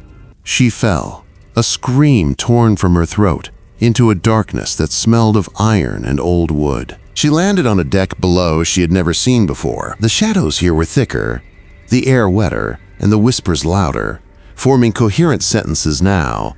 "You are ours, always." Olivia realized with horror that the ship was alive, not just a vessel, but a predator, and she had just become its prey. Olivia's head throbbed as she struggled to her feet. The dark deck beneath her slick and uneven. The air was heavy, almost liquid, carrying the stench of something rotting, salty, and metallic all at once. She fumbled for her flashlight, but it was gone, probably left in the hall above. Panic surged, her pulse pounding in her ears, drowning out the whispering chorus that had grown louder, closer. The hallways below were narrower, claustrophobic, with doors that seemed to shift positions as she moved. One moment, she could see the far wall. The next, it was impossibly farther away. The ship was no longer following its known layout. Olivia realized with a shiver that she didn't just fall through a floor. She had entered a different dimension of the ship, one where reality itself had warped. A sudden sound made her spin around, soft, deliberate footsteps echoing off the damp wooden walls. They were too slow, too heavy, but there was no shadow accompanying them. Olivia's flashlight flickered weakly on the deck above, then went out completely. She was in pitch darkness, and the whispers pressed against her mind, not her ears now. "You shouldn't have come. You belong to us." The hooded figure appeared again, its form more defined in the flickering emergency lights that hadn't been there moments ago. It didn't walk. It glided, moving unnaturally fast, yet making no sound. Olivia stumbled backward, trying to find something, anything she could use to defend herself. The walls seemed to breathe, expanding and contracting with a sinister rhythm, as if the ship itself were alive and aware of her fear. She tried the emergency doors, but they resisted. Like iron fused to steel, the whispers turned into voices, distinct now, overlapping. Cries of old passengers, sailors long lost to the sea, all trapped within the ship's warped corridors. Join us! Join us! Olivia's instincts kicked in. She darted down a side corridor, her hands brushing against cold, wet walls. Suddenly, she tripped over a body. Human? She couldn't tell immediately. The form twitched, raising a pale, skeletal hand. Olivia screamed and scrambled backward, nearly toppling into a pit that had opened where the floor should have been. From the darkness above, the hooded figure spoke, its voice layered, echoing from multiple directions. "You will not escape. We remember every face that boards us." Olivia stumbled into a room that had been transformed into a grotesque mirror chamber. Hundreds of mirrors lined the walls, all reflecting her image, but none of them were right. Her reflection's eyes were black, its mouth stretched unnaturally wide, whispering her name over and over. She wanted to look away, but the reflections drew her in, each one pulling slightly at her mind, tugging at her sanity. A sudden realization hit her. The mirrors weren't just reflections, they were windows. Windows into what the ship had consumed before.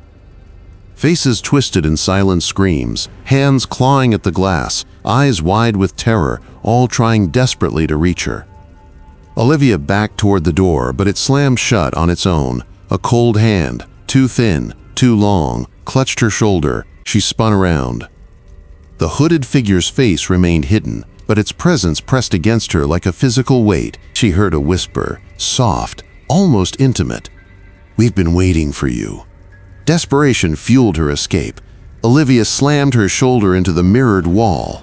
The glass cracked, sharp lines shooting outward, each fracture releasing a scream from one of the trapped faces.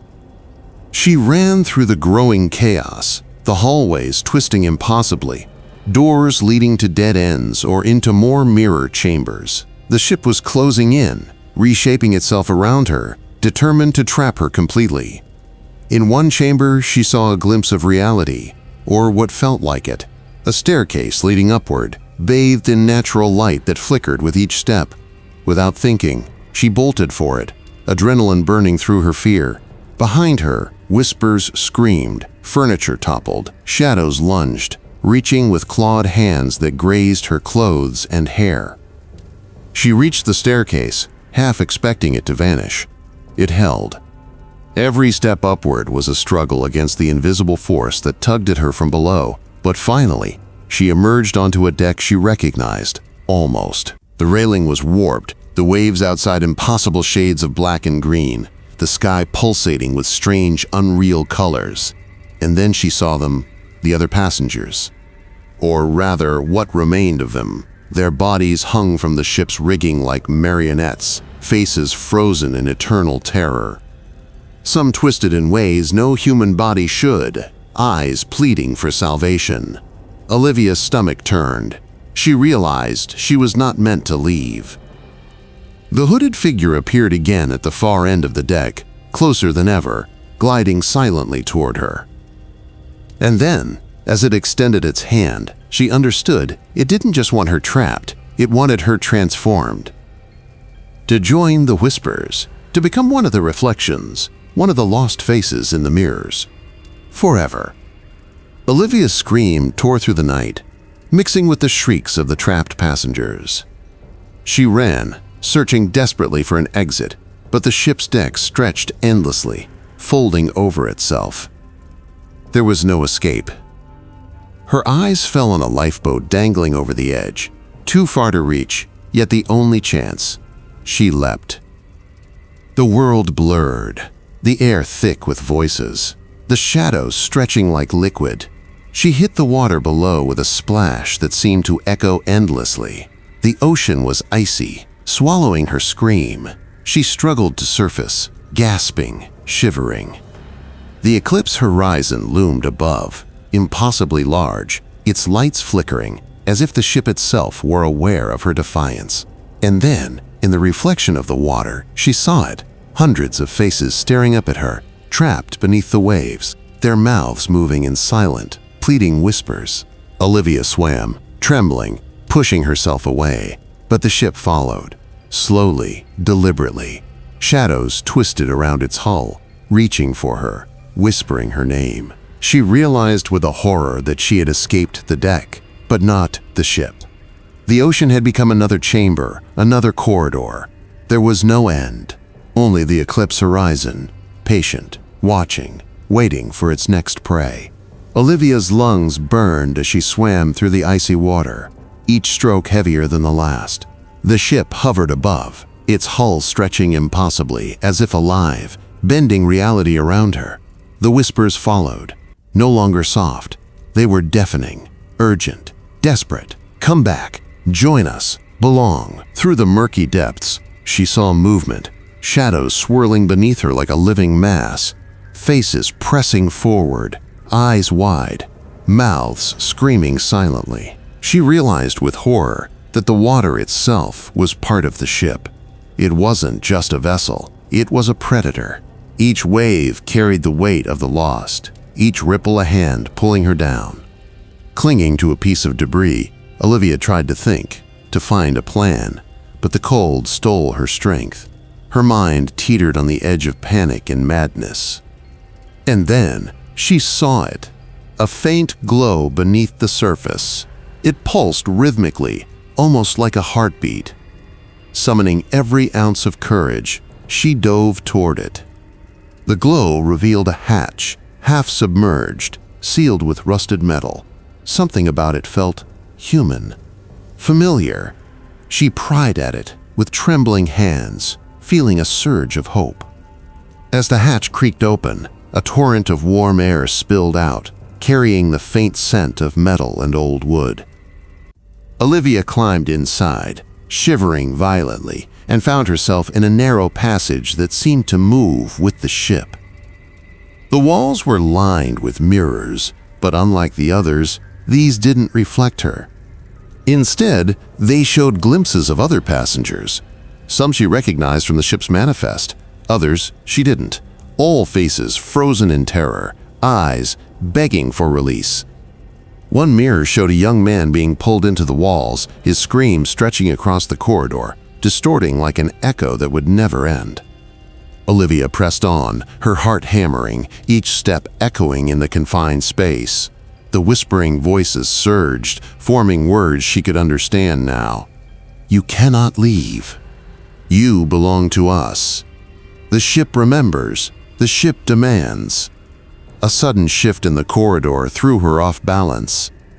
The floor dropped, a slide of black emptiness, yet Olivia felt herself supported by invisible hands. Panic surged, but she forced herself to focus. She realized the ship was testing her, manipulating space, warping reality to trap her. Every instinct screamed to fight, to resist, to survive.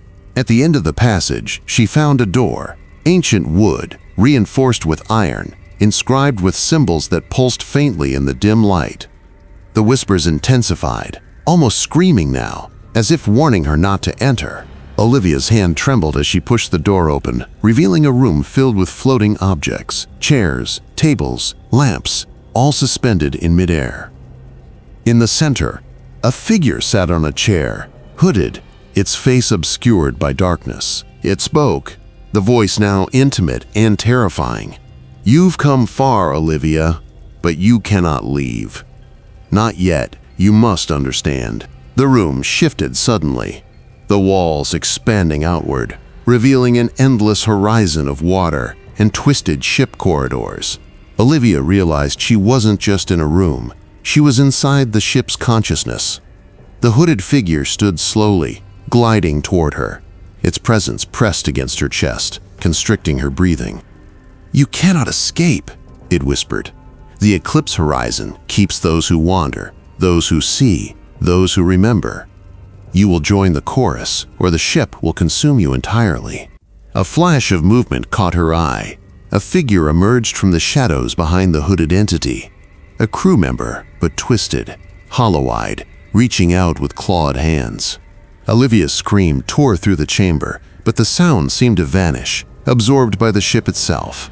Panic surged, but then clarity came.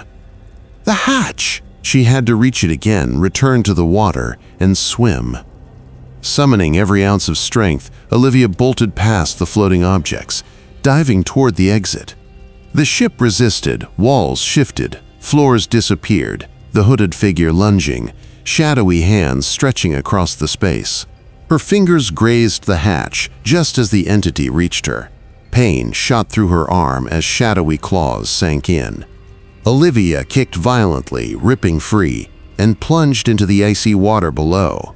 The shock stole her breath, but she kept moving, swimming frantically, guided only by instinct and the faint glow from above.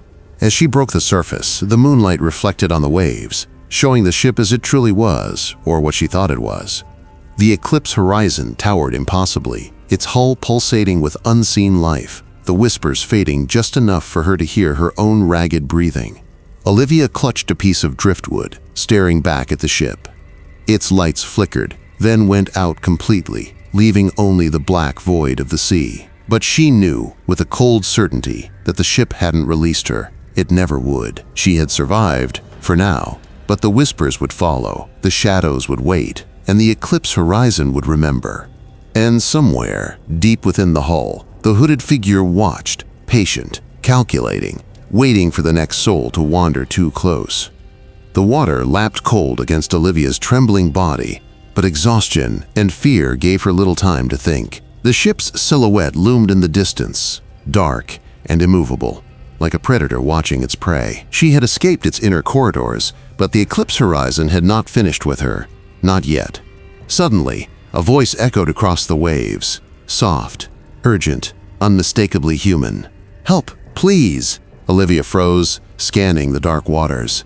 A figure bobbed in the distance, half submerged, waving desperately. She hesitated, instinct and terror screaming that it could be another trick, another lure.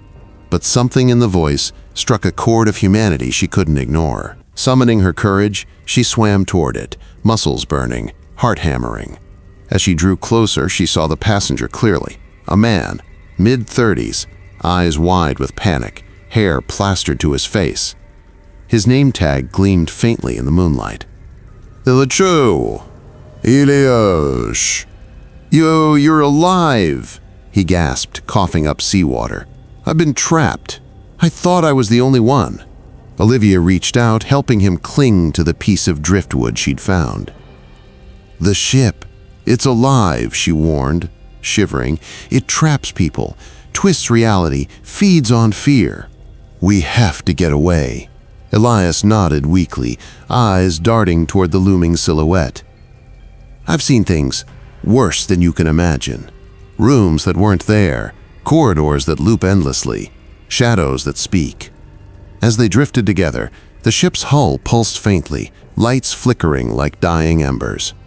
The whispers returned, a chorus of voices rising from the dark, calling, pleading, warning. Olivia's stomach churned as the cold began to bite into her bones, but she forced herself to focus. "We need a plan," she said. "If we keep swimming blindly, it will only drag us back.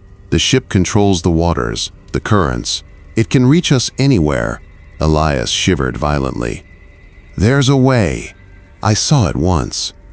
A hatch near the aft deck. It leads to the lower compartments. If we can reach it, maybe we can hide. Maybe we can." Olivia cut him off, sensing the fear in his voice. "Or maybe it's another trap. We stick together, move carefully, and trust nothing we see. Nothing. Not the light, not the voices, not the water itself." The ship groaned, and shadows rippled across its hull. Olivia realized the whispers weren't just auditory. They were manipulating her perception, bending reality. Every flicker of light, every movement in the waves felt like the ship itself trying to lure her back, testing her, feeding on hesitation. Hours passed. The moon slid across the sky, clouds shifting, stars appearing faintly. Olivia and Elias clung to the driftwood, speaking little, listening intently. Each sound, creak, splash, whisper, made them flinch. Finally, a faint light glimmered ahead, bouncing off the water. "There," Olivia whispered. "That must be the hatch." As they neared it, the water around them churned unnaturally, as though the ship itself had risen to block their path. Long, shadowy arms broke the surface, clawing at them, curling toward their legs. Olivia kicked violently, breaking free, Elias following suit. The current surged against them, trying to pull them back, but sheer desperation kept them moving. They reached the hatch, a narrow metal opening partially submerged. Olivia hauled herself up first, pulling Elias inside. The air was heavy, metallic, thick with the scent of old machinery and decay. The hatch closed behind them with a final clang, sealing out the water, but not the ship's presence. The compartment was narrow, dimly lit by flickering lanterns attached to the walls. Shadows stretched unnaturally, crawling along the metal like living things. Olivia held her breath, listening. Every creak, drip, and groan of the ship echoed like a heartbeat, reminding her that this was far from over. Elias swallowed hard. "I don't think anyone ever leaves this part of the ship alive," he whispered. "I've been here, counting days, weeks. I lost track, and then—" He stopped abruptly, staring at the far corner. Olivia followed his gaze and froze. A shadow coalesced there, not quite human, not quite machine, shifting, twisting, observing. Its presence was suffocating. The whispers returned, louder now, more insistent, surrounding them. Olivia realized with horror the ship remembered her. Every fear, every hesitation, every gasp of panic, it stored them, twisted them, used them against her. And now, it was ready to claim her fully. "Stay close," she whispered, gripping Elias's arm. "We move together, no distractions, no fear." As they advanced deeper into the ship, the corridor seemed to stretch, bend, and spiral. The shadows flickered, forming faces, passengers long gone, screaming silently, reaching out with clawed hands. Olivia's heart pounded, adrenaline surging, but she forced herself to keep moving, guided by the dim lights above and the faint memory of her first escape. And somewhere, deep within the ship, the hooded figure from before observed. Patient. Calculating. The eclipse horizon had claimed many, but it always sought those who could survive its first trials. Olivia and Elias were being tested.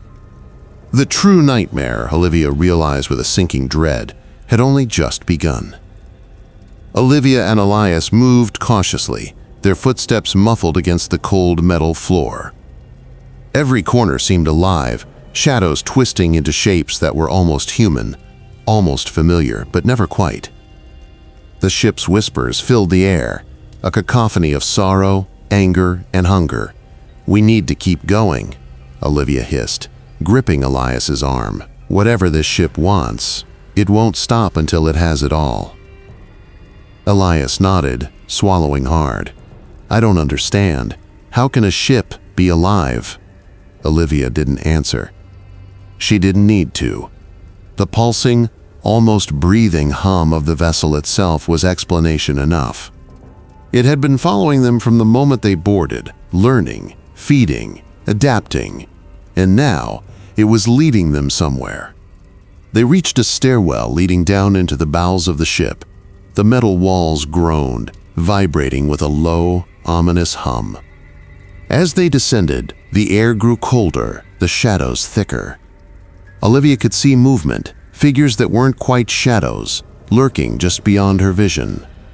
They seemed to stretch and distort, waiting for her to falter.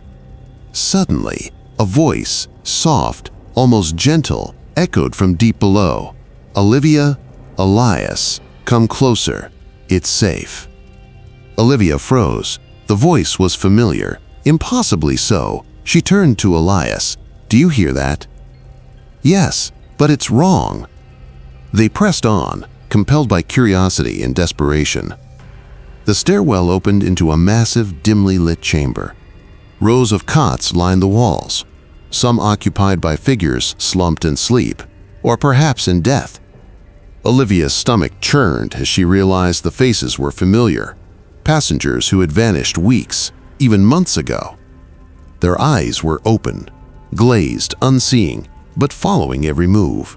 At the far end of the chamber stood the hooded figure from before. It raised its head slowly, revealing a hollow mask where its face should be. The whispers intensified, now a chorus of voices, some begging, some mocking, all twisted. "It's using them," Elias whispered, horror-stricken. "All those people. It didn't kill them. It keeps them here." Olivia's blood ran cold, like batteries. Memories, fears, lives. It feeds on them.